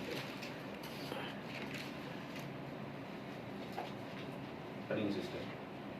நம்முடைய பாவங்களை நாம் அறிக்கையிட்டால் பாவங்களை நமக்கு மன்னித்து எல்லா அநியாயத்தையும் நீக்கி நம்மை சுத்திகரிப்பதற்கு அவர் உண்மையும் நீதியும் உள்ளவராயிருக்கிறார். 8வது வசனத்தை அப்படியே வாசிங்க. அப்படியே நமக்கு பாவமில்லை என்போமானால் நம்மை நாமே வஞ்சிக்கிறவர்களாய் இருப்போம், சத்தியம் நமக்குள் இராது. பாத்தீங்களா வசனம் என்ன சொல்லுது, நம்மை நாமே என்ன பண்றோம், வஞ்சிக்கிறவர்களா இருக்கிறோம். இப்போ நம்ம கிட்ட பாவம் இல்ல, நான் வந்து சூப்பர் பரிசுத்தம், நான் வந்து எந்த தப்புமே பண்ணல லிஸ்ட் அப்படி கிடையாது. பாவன்றது நீங்க போட்ட லிஸ்ட் கிடையாது. வாயினால என்ன பண்றது, வார்த்தைகள் கூட என்ன பண்ணோம், ஒரு மனுஷனை என்ன பண்ணோம் தீட்டுப்படுத்து என்று வேத வாக்கியம் சொல்லுகிறது. நீங்க பாவன்றது ஒரு லிஸ்ட் தனியா இருக்குது. ஆனா நீங்க வாயினால் வந்து இந்த வார்த்தை புறப்படுறது என்ன பண்ணோம், மனுஷனை வந்து தீட்டுப்படுத்து ஏசப்பா வந்து சுவிசேஷத்துல சொல்றாரு. அப்போ பாத்தீங்கன்னா இப்போ எக்ஸாம்பிளுக்கு வருவோம். நம்ம அது எக்ஸாம்பிள், இப்போ அந்த பாத்திரம் வந்து அழுக்கா இருக்குது. இப்போ அவருடைய ஆவி என்ன, ஏசப்பா என்ன பண்றாரு, நீர் ஊற்றாக நம்ம மேல அவருடைய அபிஷேகத்தை, அதாவது ஒரு பாத்திரம் நிறைமுறைத்துக்கு எண்ணெய்ன்றது அபிஷேகமா இருக்குது. அப்போ அந்த ஒரு பாத்திரத்துல அழுக்கான எண்ணெய் இருந்ததுன்னா அந்த எண்ணெய் புது எண்ணெய் ஊற்றும் போது அந்த எண்ணெய்க்கு என்ன பண்ணாது, அது உபயோகப்படாது. அது வந்து என்ன பண்ணாது, அந்த எண்ணெய் கெட்டுப்படும். அந்த எண்ணெய் வந்து ஊத்தினாலும் வேஸ்ட் தான். அப்போ என்ன பண்ணும், நம்மளுடைய பாவங்கள்ன்றது ஒரு அழுக்கான எண்ணெய் என்ற மாதிரி என்ன பண்ணும், ஏசப்பா கிட்ட தினம் என்ன பண்ணும், நம்மளுடைய பாவத்தை வந்து அறிக்கை செய்யணும். ஏன்னா அவர் அறிக்கை செஞ்சதுக்கு மன்னிக்கிறதுக்கு அவர் என்ன பண்றாரு, உண்மையும் நீதியும் உள்ள தேவனா இருக்கார். சமாதானத்தின் தேவன் தாமே உங்களை என்ன பண்றாரு, முற்றிலுமாக பரிசுத்தமாக அவங்க ஆவியாத்மா சரீரம் முழுதும் நம்ம கர்த்தராகிய இயேசு கிறிஸ்து வரும்போது குற்றமற்றதா இருக்கும்படி காக்கப்படுவதாக. நம்மை அழைத்தவர் யார், அவர் உண்மை உள்ள தேவனாக. அவர் அவரை முற்றிலுமாக கழுவி பரிசுத்தப்படுத்துவதற்கு அவர் உண்மை உள்ளவராக இருக்கிறார். நாம அறிக்கை செய்கிறோமா, நம்ம தான் வந்து என்ன பண்ணோம், நாம நிரப்பப்படுறதுக்கு ஏசப்பாவை அலோவ் பண்றோமா, ஆவியானவரை நம்ம அலோவ் பண்றோமா, ஏசப்பா ஆவியானவரா இருக்கிறார், அவர் இடத்துல நம்ம அலோவ் பண்றோமா, நம்மளுடைய பாத்திரத்தை அவர் நம்ம மேல அபிஷேகத்தை ஊற்றும்படிக்கு நம்ம அவரிடத்துல இடத்துல வந்து நம்ம பாத்திரத்தை வெறுமையாக்கி கொடுக்குறோமா என்று நம்ம வந்து ரொம்ப வந்து கவனமா இருக்கணும். அப்போ நிரப்பப்படுறதுக்கு நம்ம என்ன பண்ணணும், ஏசப்பா கிட்ட நம்மளோட பாவ அறிக்கைகள், ஏசப்பா நான் இந்த மாதிரி தப்பெல்லாம் பண்ணேன், நான் இதெல்லாம் பண்ணேன், உங்களுக்கு பிடிக்காத ஏதாவது பண்ணியிருந்தா, எதுவுமே நீங்க பண்ணலாம், ஏசப்பா நான் ஏதாவது பண்ணியிருந்தா உங்களை கஷ்டப்பட்டிருந்தா என்ன மன்னிச்சிருங்க டேடி அப்படின்னு சொல்லிட்டு நீங்க டாடின்னு கூப்பிட்டு ஐஸ் வச்சீங்கன்னா அவர் ஒதுக்கிடுவார். அது மாதிரிதான் நீங்க ஏசப்பாவை எவ்வளவு தூரம் நீங்க அப்பா அப்படின்னு சொல்லிட்டு எவ்வளவு தூரம் நீங்க க்ளோஸா வந்து அவரோட கூட நெருங்குகிறீங்களோ ஏசப்பா தான் விரும்புறாரு. ஏன்னா அதுக்காக தான் உங்களை பிரித்து எடுத்தார். ஏன்னா ஆதி முதலா எதுக்கு மனுஷனை உண்டாக்குனான்னா ஏசப்பா தனியா வந்து இருக்கிறதுக்கு அவர் பிடிக்கல. ஒரு மனுஷனோட உறவாடத்துக்கு ஆதாம் கிட்ட என்ன பண்றாரு, உறவாடத்துக்கு அவர் இறங்கி வருவார். அவர் இறங்கி வந்து காலையில என்னது ஒரு பனி பறிந்த அந்த நேரத்துக்கு என்ன பண்றாரு, ஆதாம் கிட்ட வந்து பேசுகிற தேவனா இருக்கிறார். நம்ம இடத்துல பேசுகிறதே அவர் விரும்புகிற தேவனா இருக்கிறார். அப்போ இதயத்தில் சுத்தமுள்ள ஒரு பாக்கியம் வந்து அவர் என்ன பண்றாங்க, தேவனை தரிசிப்பாரு. நம்மளுடைய இதயம் நம்முடைய கபடற்றதாக நம்முடைய இதயம் சுத்தமா இருந்ததுன்னா நாம் வேத வாக்கியம் சொல்லபடி வாலிபர்கள் தரிசனங்களை காண்பார்கள். நம்ம இதயம் சுத்தமா தான் என்ன பண்ணுவோம், நம்ம தரிசனத்தை கண்டிப்பா பார்க்க முடியும். அது வந்து இந்த வார்த்தை பொய் இல்லை, அவர் வார்த்தையில் உண்மை உள்ள தேவனா இருக்கு. சொல்லி அவர் என்ன பண்றாரு, காப்பாற்று தேவனா இருக்கிறார். அப்படி அந்த பாத்திரம் வந்து அழுக்கா இல்லாம என்ன பண்ணோம், நம்ம இடத்துல ஒப்பு கொடுக்கும் போது அந்த பாத்திரத்துல நம்ம என்ன பண்றோம், கீழே இந்த பாத்திரம் என்ன ஆகும் தெரியுமா, இப்ப இல்ல எதுவுமே எம்டியா இருக்கு, வெறுமையாக்கி ஒப்பு கொடுத்துட்டோம். ஏசப்பா டேடி நான் ஒண்ணுமே இல்லை, நீங்க தான் என்னை வந்து நிரப்பணும்னு சொல்லிட்டு அவங்க ஒப்பு கொடுக்கணும். இதெல்லாம் வந்து நான் ப்ரேயர் பண்றது உங்களுக்கு அப்படியே நான் வந்து என்னுடைய ரகசியத்தை என்னுடைய ப்ரேயர் லைஃப் வந்து உங்களோட ஷேர் பண்றேன். எடுத்துக்கொள்ளுங்க சரிங்களா. அப்போ இப்படி கீழே ஊற்றி நான் வந்து நம்ம வந்து பண்ணக்குள்ள அந்த பாத்திரம் வந்து என்ன பண்ணுது, எம்டி ஆகுக்குள்ள என்ன பண்ணணும், நம்ம என்ன பண்ணோம், ஏசப்பா என்னை வந்து நீங்க நிரப்புங்க அப்படின்னு சொல்லிட்டு நீங்க வந்து ப்ரேயர் பண்ணக்குள்ள என்ன பண்றது, அவருடைய ஆவினால் நிரப்புறாரு. அந்நிய பாஷை பேச அவரால் முடியும், அவர் வார்த்தைகளை தருவார். எப்படி அந்நிய பாஷை அவர்கள் பேசினார்னா ஆவியானவர் அவர்களுக்கு தந்த வரத்தின்படி வார்த்தைகளை பேசினார்கள். இப்போ நிரம்புறது சில பேர் விதவிதமா நிரம்புவாங்க. எனக்குலாம் சில வார்த்தைகளை ஒரு வார்த்தையை கொடுத்தாரு. அப்போ அந்த வார்த்தையை பேச அவர் கொடுக்குற வார்த்தை பேசக்குள்ள உங்களுக்கு அந்த அனல் கண்டிப்பா ஃபீல் பண்ணுவீங்க. அப்போ அந்த அந்த அனுபவத்துக்குள்ள நீங்க வரணும்னா நீங்க ஒப்பு கொடுத்தல் மிகவும் அவசியம். டெய்லிக்குமே ஒப்பு கொடுக்கணும். தினைக்குமே காலைல எழுந்தவொடனே என்ன பண்ணணும், எசப்பா அந்த நாளை ஆசீர்வதிங்க, ஏதாவது உங்களுக்கு கஷ்டப்பட்டு நான் மன்னிச்சிருக்கேன், நைட் தூங்கும்போது இந்த நாளில் ஏதாவது நான் பண்ணியிருந்தா நான் மன்னிச்சிருக்கேன், நம்மளை பரிசுத்தமாக்கினே இருக்கணும். அவர் எப்போ வருவார்னு நமக்கு தெரியாது. அப்போ அந்த வருகைக்கு முன்னாடி நம்ம என்ன பண்ணணும், எப்பவுமே ஆயத்தமா புத்தி உள்ள கன்னிகைகளாக எப்பவுமே என்ன பண்ணணும், நம்ம அந்த கன்னிகை ஸ்திரீ கன்னிகை அது மாதிரிதான் அவங்க என்ன பண்ணுவாங்க, ஆயத்தமா நம்ம எப்பவுமே நம்மளுடைய எண்ணெய் எப்போதுமே எரிஞ்சுக்கணும், நம்முடைய அபிஷேகம் எப்பவுமே நம்ம மேல என்ன பண்ணணும், அது வந்து நிரம்பினே இருக்கணும், எரிஞ்சுனே இருக்கணும். அது அமையக்கூடாது. அது நாளுக்குன்னா என்ன பண்ணணும், அதிகரிக்கணுமே தவிர குறையக்கூடாது. எரிஞ்சுக்கினே எப்பவுமே அந்த அபிஷேகம் அந்த அனல் எப்பவுமே உங்க மேல இருக்கணும். அப்போ அப்படி வந்து ஏசப்பா கிட்ட நம்ம வந்து தன்னுடைய ஆவியை நிரப்புங்க. உங்களுடைய அதாவது அவருடைய ஆவி தான் அபிஷேகம் பண்ற, தன்னுடைய ஆவியை என்ன பண்ற நம்ம மேல ஊற்றுகிற தேவனா இருக்கிறார்.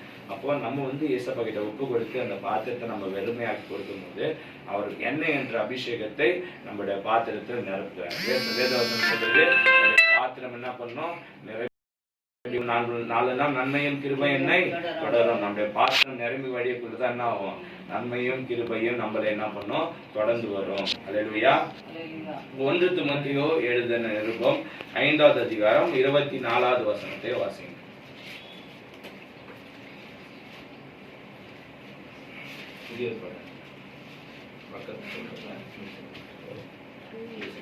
பக்கம் 288. சிலருடைய பாவங்கள் வெளியரங்கமாயிருந்து நியாய தீர்ப்புக்கு முந்திக் கொள்ளும், சிலருடைய பாவங்கள் அவர்களை பின்தொடரும். 5வது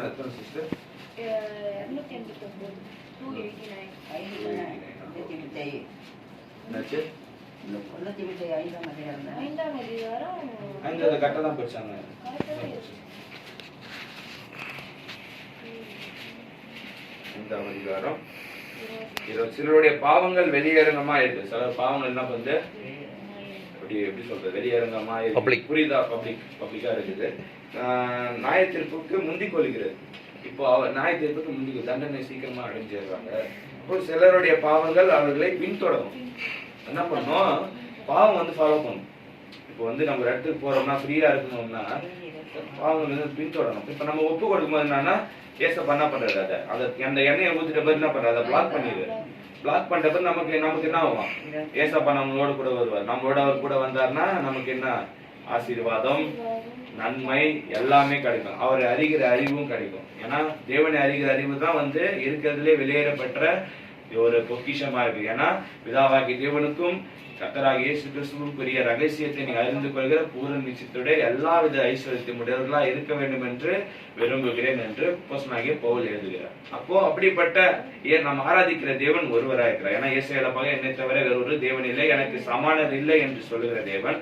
அவர் பொய் உரைய மனிதன் அல்ல, மனமான மனுபுத்திரன் அல்ல. ஏன் அப்படி சொன்னார் என்று நாம் வந்து அந்த ரகசியத்தை நம்ம இன்னும் நிறைய அந்த காரியங்களை பத்தி நம்ம பேசியிருக்கோம். உங்களுக்கு ஒண்ணுமே ஏதாவது சந்தேகம் இருந்தா நீங்க எப்போ வேணா போன் பண்ணி கேட்கலாம். சரிங்களா? படிச்சீங்கன்னா கேட்பீங்க, படிச்சீங்கன்னா கண்டிப்பா கேளுங்க. அவரே கற்றுக் கொடுப்பாரு. ஏன்னா நீங்க 1 யோவான் எழுதின சுவிசேஷம் 2வது அதிகாரம் 27வது வசனத்தை வாசிங்க. பக்கம் நீங்க படிங்க சிஸ்டர். பக்கம் 327. படிங்க சிஸ்டர். 27 தானே? அதேதான் படிங்க. நீங்கள் அவராலே பெற்ற அபிஷேகம் உங்களில் நிலைத்திருக்கிறது, ஒருவரும் உங்களுக்கு போதிக்க வேண்டும்பதில்லை. அந்த அபிஷேகம் சகலத்தையும் குறித்து உங்களுக்கு போதிக்கிறது, அது சத்தியமாய் இருக்கிறது, பொய்யல்ல. அது உங்களுக்கு போதித்தபடியே அவரில் நிலைத்திருப்பீர்கள். ஆமென். ஹல்லேலூயா. இப்ப என்ன பண்றாரு? என்ன சொல்றது? வேத வசனம் என்ன சொல்றது? நீங்கள் அவராலே பெற்ற அபிஷேகம் உங்களில் என்ன பண்ண நிலைத்து இருக்குது. It is inside you. உங்களில் எல்லாம் நிலைத்து இருக்குது. அப்போ நிலைத்திருக்கிற போது ஒருவனும் உங்களுக்கு போதிக்க வேண்டியதில்லை. அதாவது வேதவசனத்தை சபை கூடுதல விட்டு விடக்கூடாது. அதுவும் வந்து வேதவசனத்தை போட்டுக்குது. நம்ம என்ன பண்ணணும்? சபை கூடுதல விட்டு விடக்கூடாது. நெக்ஸ்ட் என்னன்னா, நீங்க அவரால் பெற்ற அபிஷேகம் உங்களுக்கு நிலைத்திருக்கிறது, ஒருவனும் உங்களுக்கு போதிக்க வேண்டியதில்லை. யாரும் உங்களுக்கு என்ன பண்ண தேவையில்லை, டீச் பண்ண தேவையில்லை.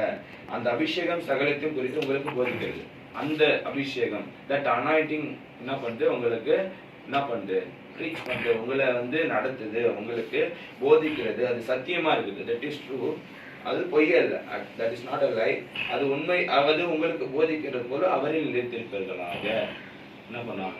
அவர் போதிக்கிற மாதிரி அவரில். யாரில் அவரில் என்றது யாருன்னா கர்த்தராகிய இயேசு, நம்முடைய தகப்பன், என்னுடைய டேடின்னு சொல்லிட்டு நீங்க யாரெல்லாம் சொல்றீங்களோ அவரில் நீங்க என்ன பண்ணுங்க? நிலைத்திருக்கிறீர்கள். இப்போ எனக்கு இந்த வசனம்லாம் வந்து யார் சொல்லிக் கொடுக்குறாங்க? நான் அப்பா கிட்ட உட்காந்து கேட்கறேன்னா எல்லாம் சொல்லிக் கொடுங்க டேடின்னு சொல்லிட்டு வசனம் போதிக்கிறாரு. சில விஷயங்கள் நம்ம புரிந்து கொள்கிறோம். அப்போ நான் என்னோட டேடி, அதாவது நம்மளை உண்டாக்கின டேடி யாரு? மேல இருக்கிறாரு. அவர்கிட்ட நான் வந்து என்ன பண்ணுவேன்? என்ன வசனம் நான் பேசணும்னு சொல்லிட்டு நான் கேட்கும்போது ப்ரேயர் பண்ணும்போது என்ன பண்ணுவேன்? கொடுப்பாரு. இந்த வேத வசனம் யாருக்காவது உபயோகமா இருக்கும். ஏன்னா வசனம் வந்து என்னன்னா தேவனுடைய வார்த்தை போயிட்டு வெறுமையா திரும்பி வராது. ஏன்னா வேத வாக்கியம் அப்படிதான் சொல்லுது. அது போனா இருபுறம் கருப்புல பட்டயமா இருக்கு. பேசினா நான் தப்பு செஞ்சாலும் என்னையும் வெட்டும், போறவங்களுக்கும் குத்தும். அப்படிதான் இருக்குது வசனம். அப்போ நம்மளும் எண்ணெயை போதிக்கிற எண்ணெயை என்ன பண்ணோம்? அது வந்து திருத்தும். கேட்கிற உங்களை என்ன பண்ணும்? அது வந்து ஒப்பு கொடுக்க வைக்கும். நான் எப்பவுமே இயேசு பக்கத்து டெய்லிக்கும் ஒப்பு கொடுப்பேன். எப்பவுமே பண்ற ப்ரேயர்னா, நான் ஏதாவது பண்ணியிருந்தா, ஏதாவது உங்களை துக்கப்படுத்தினா என்ன பண்ணுங்க? மன்னிச்சிருங்க. நான் யாராவது கஷ்டமா யாராவது பேசியிருந்தா, யாராவது நான் பேஜார் பட்டிருந்தா, என்னால யாராவது பேஜார் பட்டிருந்தா என்ன மன்னிச்சிருங்க டேடி அப்படின்னு சொல்லிட்டு நான் என்ன பண்ணுவேன்? பேசுவேன். பேஜார்ன்ட்டு ஒரு லோக்கல் வந்துச்சு, சென்னை மொழி. பெங்களூர்ல போனதால இந்த லாங்குவேஜ் எனக்கு தொத்திக்கிச்சு. நீதிமொழிகள் 28வது அதிகாரம் 13வது வசனத்தை வாசிங்க. கடைசியாக ரொம்ப நேரம் எடுத்துட்டோம் போது இல்லையா? கரெக்டாக டைம். நீதிமொழிகள் இந்த சைட் சென்டர் 788. பக்கம் 788. 28 அதிகாரம் 13. நீதிமொழிகள் 28வது அதிகாரம் 13வது வசனம். தன் பாவங்களை மறைக்கிறவன் வாழ்வடைய மாட்டான், அவைகளை அறிக்கை செய்து விட்டு விடுகிறவனோ இரக்கம் பெறுவான். என்னுடைய பாவங்களை மறைக்கிறவன் என்ன பண்ண மாட்டான்? என்னுடைய வாழ்வை அடைய மாட்டான். ஏசப்பான் ஒரு ஆளுக்கு இவ்வளவு வாழ்க்கை, அதாவது இத்தனை வயசு வரைக்கும் அவன் வாழணும்னு சொல்லிட்டு குறித்து வைத்திருப்பான், முன்குறித்து வைத்திருப்பான். அவர் கர்ப்பத்தில் இருக்கும் போதே அவர் என்ன பண்றாரு? இவங்க இப்படிதான் வாழணும், இவங்க இத்தனை வயசு வரைக்கும் வாழணும் அவர் முன்குறித்து வைத்திருக்காங்க. அவருடைய பாவங்களை மறைக்கிறவன் ஏசப்பா கிட்டே நம்ம மறைக்க முடியாது. ஏன்னா எல்லாமே ஏசப்பாக்கு என்ன ஆகுது? வெளியரங்கமா இருக்கிறது. நாம ஏசப்பா கிட்ட இருந்து நாளைக்கு தப்பிக்க முடியாது. நம்ம வந்து ஒப்பு கொடுத்தால் மட்டும்தான் என்ன பண்ண முடியும்? நம்ம டாடின்னு சொல்லி ஏசப்பா மனுஷரின்னு சொல்லும் போது தான் என்ன பண்ண முடியும்? செம்மறி ஆடாக, அதாவது அவரோட வலது பாரிசத்துல நம்ம என்ன பண்ண முடியும்? நிற்க முடியும். அல்லேலூயா. ஆமென். அப்படி வந்து நம்ம பாவத்தை மன்னிக்கிறதுக்கு அவர் ரெடியா இருக்காரு. நம்ம சொல்றதுக்கு நம்ம ரெடியா இருக்கிறோமா? ஏன்னா ஒருவனும் நீதிமான் இல்லை. நாமளும் யாரும் என்ன பண்ண கூடாது, நீ அது செய்யற, நீ அது பண்ற, இது பண்ற நம்ம யாரும் சொல்லணும். நாம நியாயம் தீர்க்கிறவளா இருக்கக்கூடாது. ஏன்னா நம்மளே வந்து பாவம் செஞ்சிருக்கோம். அவர் தான் அவருடைய ரத்தத்தை செஞ்சு நம்மளே மீட்டு கொண்டாரு. நம்ம ஒருத்தரையும் என்ன பண்ணக்கூடாது, ரொம்ப கவனமா, அதுல மட்டும் ரொம்ப கவனமா இருக்க. நீ அப்படி இருக்க, நீ யாருன்னு எனக்கு தெரியும், நான் யாருன்னு உனக்கு தெரியுமா, அப்படி இப்படிலாம் பேசக்கூடாது. நம்ம இப்போ நான் கூட தான் பாவம் செஞ்சிருக்கிறேன், அடி வாங்கியிருக்கிறேன். ஏன்னா அவருக்கு பிடிச்ச பிள்ளை நான் என்ன வந்து திருத்திருக்கிறாரு. அப்போ ஒருவரும் பாவம் செய்யறதுக்கு யாருமே நீதிமான் கிடையாது. ஆனா உண்மைதான், தேவன் ஒருவர் தவிர நல்லவன் ஒருவனும் இல்லை என்று வேத வாக்கியம் சொல்லுங்க. நான் ரொம்ப நல்லவன் கிடையவே கிடையாது அப்படிலாம் சொல்றீங்க போறீங்க. ஏசப்பாக்கு அது பிடிக்காது. ஏன்னா பெருமையில இருக்கு தேவன் என்ன பண்றாரு, எதிர்த்து நிக்கிறார். தாழ்மையில இருக்காரு. நான் என்ன சொல்றேன், அந்த 2 பேர் பிரேயர் பண்றாங்க பாத்தீங்கன்னா, என்ன பண்றாரு, பாவியா இருக்கிற என் மேல நீங்க என்ன பண்ணுங்க கிருபையான்னு சொல்லிட்டு தன்னுடைய கீழே கொஞ்சம் தன் மாசத்துல அழித்து கொள்கிறார். யாரு இறக்கம் நீதிமானா போனானா ரொம்ப மஸ்டா இருக்கு. இப்ப யாரு இறக்கம் போயிட்டான்னு பாத்தீங்கன்னா, அந்த அந்த வந்து பேசுறாங்க, நான் அது செய்யறேன், 2 நாள் நான் உபாசாகிறேன், நான் பிரேயர் பண்றேன், இது பண்றேன், நான் கத்துறேன், அப்படி இப்படின்னு இல்ல. பாவியா இருக்கிற என் மேல நீங்க கிருபையா இருங்க அப்படின்னு சொல்லிட்டு அந்த பிரேயருக்கு தான் என்ன பண்றாரு, யார் நீதிமானா போனானா அவன் தான் நீதிமானா. வெளியே ஆலயத்துக்குள்ள கூட வராம இருந்து வெளியே போயிட்டு தன்னை வந்து தாழ்த்தி என்ன பண்றான், தேவனை உயர்த்துறான். பாவியா இருக்கிற என் மேல என்ன பண்ணுங்க, நீங்க கிருபையா இருங்க அப்படின்னு சொல்லும் போது என்ன பண்றாரு, இவன் அல்ல அவனும் நீதிமான ஆக்கப்பட்டான் அப்படின்னு சொல்லிட்டு. ஏன்னா ஏசப்பா வந்து தாழ்மையான ஒரு குணத்தை அவர் எதிர்பார்க்கிறார். நம்ம தேவனுக்கு முன்னாடி நாமனா என்னது, ஒண்ணுமே இல்லை. அவருடைய சாயலாக சிருஷ்டித்தார். நமக்கு சிருஷ்டித்து அந்த அவருடைய சுவாசத்தை நம்ம நாசில ஊதினால் நாம் என்ன ஆனோம், ஜீவாத்மா ஆனோம். நாம இப்படியே அந்த ஜீவாத்மாவே இப்படி புடுங்கிறதுக்கு ஒரு ரொம்ப நேரம் ஆகாது. நம்ம அது மாதிரி அப்போ நம்ம ஒண்ணுமே கிடையாது. ஒரு திடீர்னு நமக்கு உடம்பு சரியில்லாம் போயிடுச்சுன்னா என்ன ஆகும், நம்மளால தாங்க முடியாது, துடிச்சிடுறோம்ல.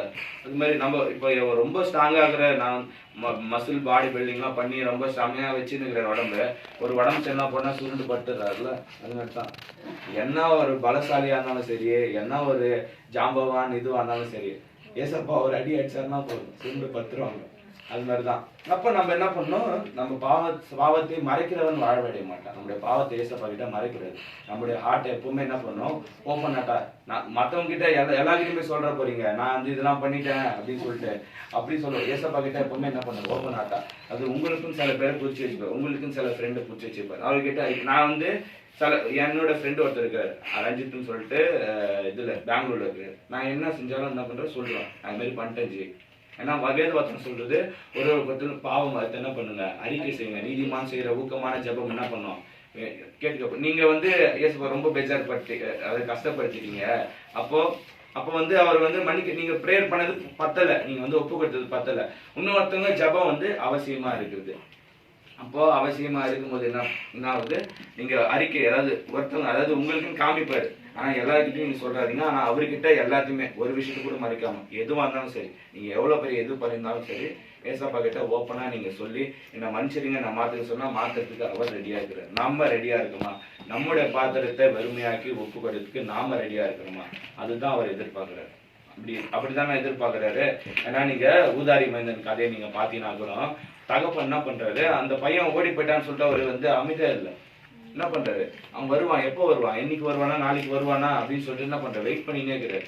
வரும்போது என்ன பண்றாரு, தேவனே நான் என்ன சொல்றது, நான் உமக்கு வரவும் பார்த்துக்கு வரவும் பாவம் செய்தேன் அப்படின்னு சொல்றதுக்கு என்ன பண்ண, கட்டி அனைத்து அவரை முத்தமிட்டு என்ன பண்றாரு, அவனுக்கு மிகுந்த வஸ்திரம், அதாவது விலை உயர்ந்த வஸ்திரத்தை தரித்து ஒரு விழா கொண்டாட்டமாக இது பண்றாரு. ஏசப்பா என்ன பண்றாரு, நம்ம அவர்கிட்ட வர்றதுக்கு, அதாவது என் பிள்ளை என்கிட்ட வருமா அப்படின்னு சொல்லிட்டு அவர் என்ன பண்றாரு, இதோ வாசல் நின்று தட்டுகிறேன், ஒருவனின் சத்தத்தை கேட்டு செவி கொடுத்தால் நான் உள்ளே வந்து பிரவேசித்து அவனோடு கூட என்ன பண்ணுவேன், நான் போஜனம் பண்ணுவேன். அவர் என்ன பண்ண, நம்மளோட கூட உட்காந்து என்ன பண்ணுவாரு, daddy will come and eat with us, சாப்பிடுவார் நம்மளோட கூட வந்து. அப்படிப்பட்ட ஒரு தகப்பன், அப்படிப்பட்ட ஒரு டேடியா இருக்கிறவர்.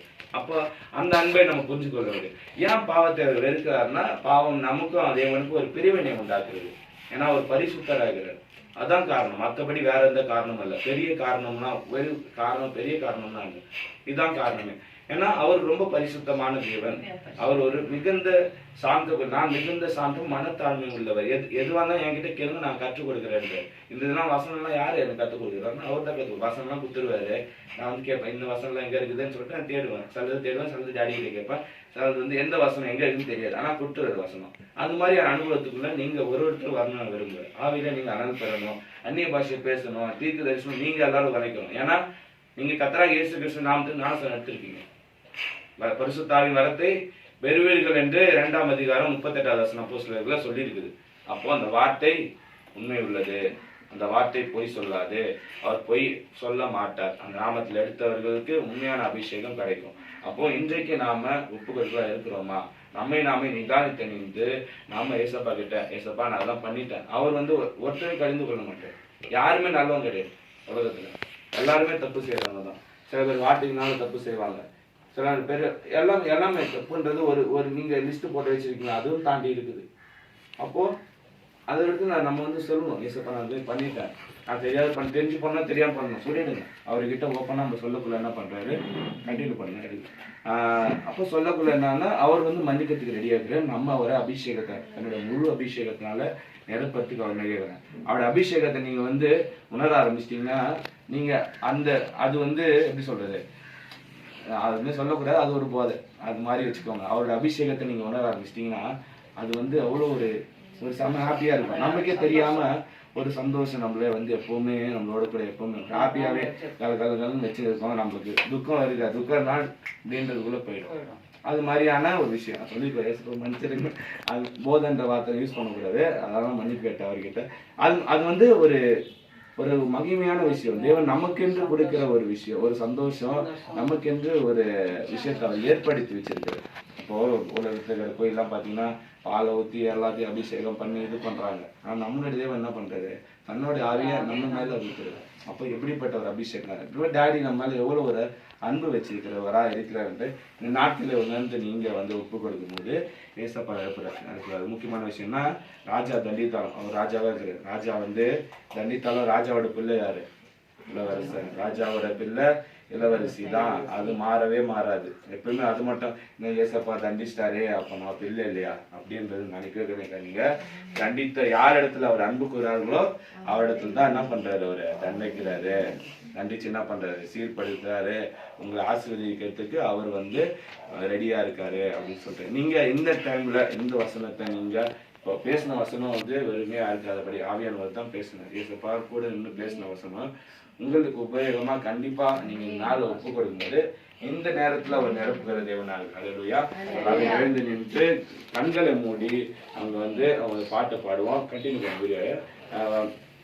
கண்டினியூ அப்படியே நீங்க வந்து என்ன பண்ணுங்க, ஒப்பு கொடுங்க. நீங்க ஏசப்பா கிட்ட, ஏசப்பா நான் இதெல்லாம் பண்ணிட்டு சொல்லிட்டு வெளியே சத்தமா சொல்றாதீங்க, மனசுக்குள்ளே நீங்க என்ன பண்ணுங்க, ஒப்பு கொடுத்து நீங்க வந்து ப்ரே பண்ணும்போது இப்போ இந்த நேரத்துல அவருடைய அபிஷேகத்தை, அவருடைய அனலை நீங்க உணர்றதுக்கு ஏசப்பா அவர் ரெடியா இருக்காரு. ஆமென். அல்லேலூயா. அல்லேலூயா.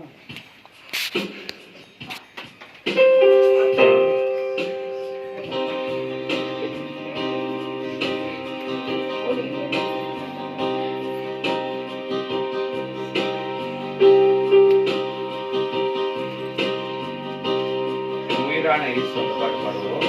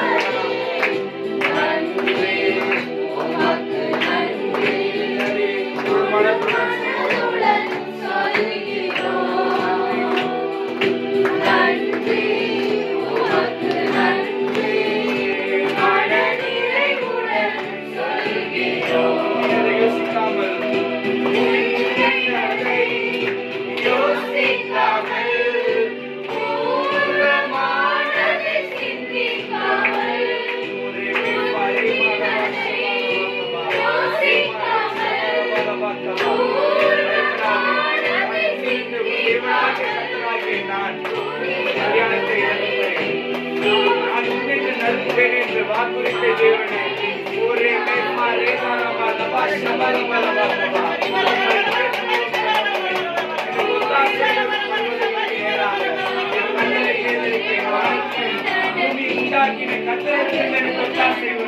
எனக்கு யார் உதவி செய்வார் என்று என்னாதை மகளே நீ பயப்படாதே நான்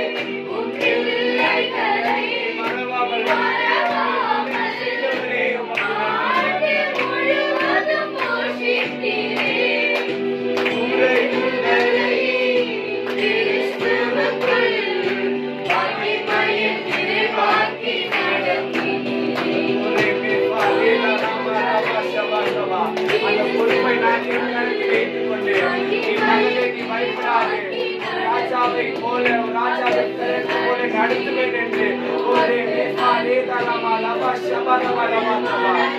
நடத்துவார் என்று மகளே நீ பயப்படாதே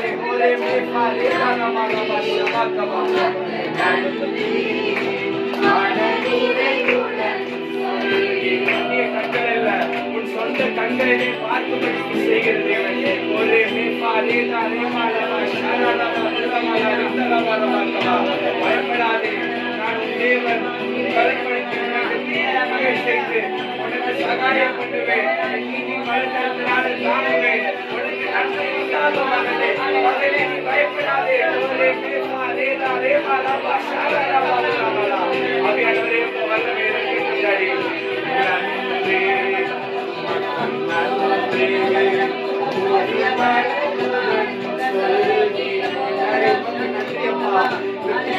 வார்த்தைகளுக்காக நன்றி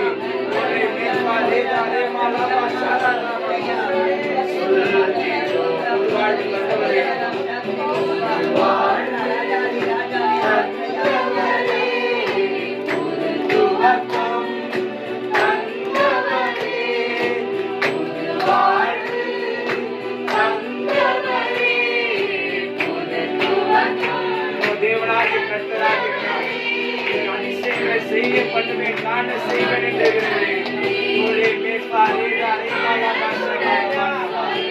பயப்படாதே தேவனாகிய கர்த்தரின் கரம் முருகி போகவில்லை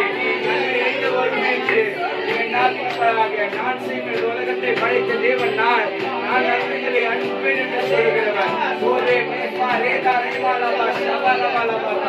என் கரம் முருகி போகவில்லை இஸ்ரவேல் ஜனங்களுக்கு நான் அவர்களுக்கு காலை கொடுத்தது போல அவர்கள் நிரம்ப அதிகமாய் கொடுத்தது போல நான் நன்மைகளை செய்வேன் நான் ஆசீர்வதிப்பேன் என்று உன் தேவனாகிய கர்த்தர் தகப்பனாகிய நான் உன்னை ஆசீர்வதித்து நான் உன்னை நடத்துவேன் என்று சொல்கிறவரே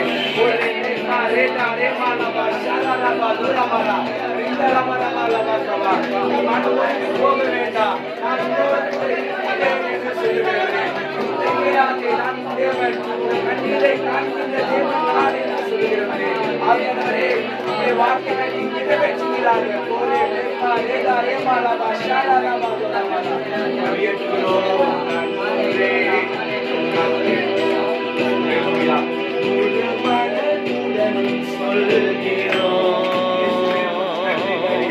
வார்த்தைகளுக்காக நன்றிகள் நன்றி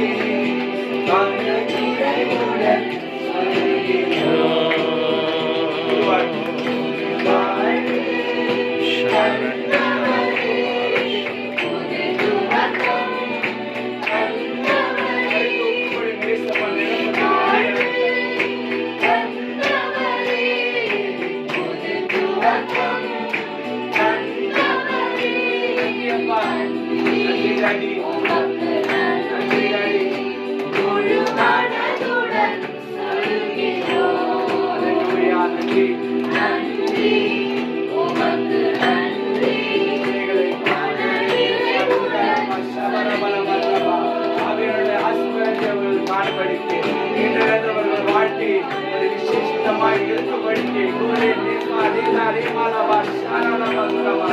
ஆவியானவரே உடைய ஆசீர்வாதம் உடைய மகிமை என்ன என்று காண்பீங்க ராஜா.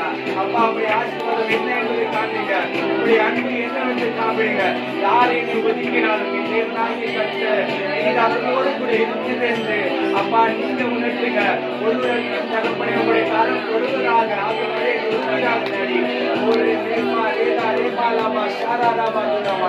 அவர்கள் என்ன எண்ணத்தோடு அவர்கள் என்ன தகப்பனை மீண்டுதோடு இந்த வேலையில அப்பாவை கேட்டு வந்தார்களோ அவர்கள் தகப்பனை வெறுமையாய் போகாமல் அப்பா தகப்பனை வெறுமையாக போகாமல் ஆசீர்வாதத்தினால் நிரம்ப செய்கிறார்கள் ராஜா.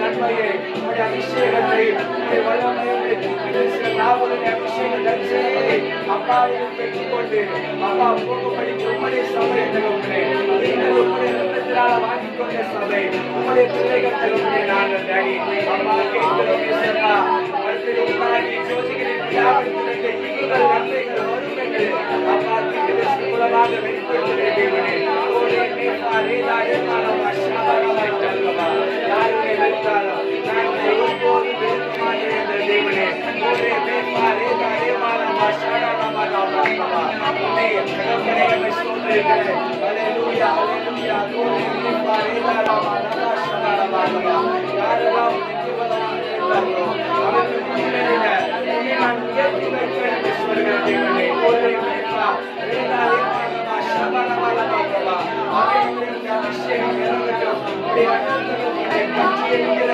அக்னியோடு எரிகின்ற ஓரே மேபா ரேதா ஏமானவா ஷாபாரமாய் ஆவியானவரே அப்பா தகப்பனே வார்த்தைகளை அனுப்புகிறேன். வார்த்தைகள் அனுப்புகிறேன். வார்த்தை உண்மை உள்ளது. வார்த்தை தகப்பனே அப்பா நன்மை செய்யாமல் திரும்பி வராது. உறுதியாய் திரும்பி வராது தகப்பனே. அப்பா தகப்பனே மேபா ரேதா ஏமானவா ஷாபாரமாய் தல்லவா உடைய பாதையை நான் சீர்படுத்துவேன். சொல்கிற தேவனாகிய கர்த்தர் உன்னதமாய் இருப்பது ஆயிரம் வாய்க்காமல் போகும்படி செய்வேன். நான் உன்னோடு கூட இருந்து நான் செய்கிற காரியம் பயங்கரமாக இருக்கும் என்று சொல்கிற தேவனே ஓரே மேபா ரேதா ஏமானவா ஷாபாரமாய் தல்லவா என் தகப்பனாகிய இயேசுவே உடைய காரியங்களை உடைய காரியங்களை ஆவியை ஊற்றுவேன். அவர்கள் உரைப்பார்கள் என்று சொன்னீர்களே தகப்பனே நீங்கள் இந்த நாட்களில் எங்கள் மேல் உங்கள் அபிஷேகத்தை அப்பா சபை பக்தி விரிந்து உண்டாகும்படி தீர்க்கதரிசனத்தை உரைத்து வருகிறேன் தேவனே. எங்கள் மேல் அவ்வளவு அன்பு சொன்னவரே அப்பா தகப்பனே யார் எங்களை விடுத்தாலும் யார் எங்களை கேட்காமல் விடுத்தாலும் டாடி நீங்கள் நம்மை நினைத்தங்கள் அல்ல டாடி. அப்பா தகப்பனே தங்களை உத்தமர்களை நினைத்துக் கொண்டிருக்கும் மத்தியில பாவியா இருக்கிற எங்களை நீங்கள் தகப்பனே தெரிந்து கொண்டு போய் காராதவர்களை காட்டினவரே அப்பா உமக்கு நன்றி டாடி.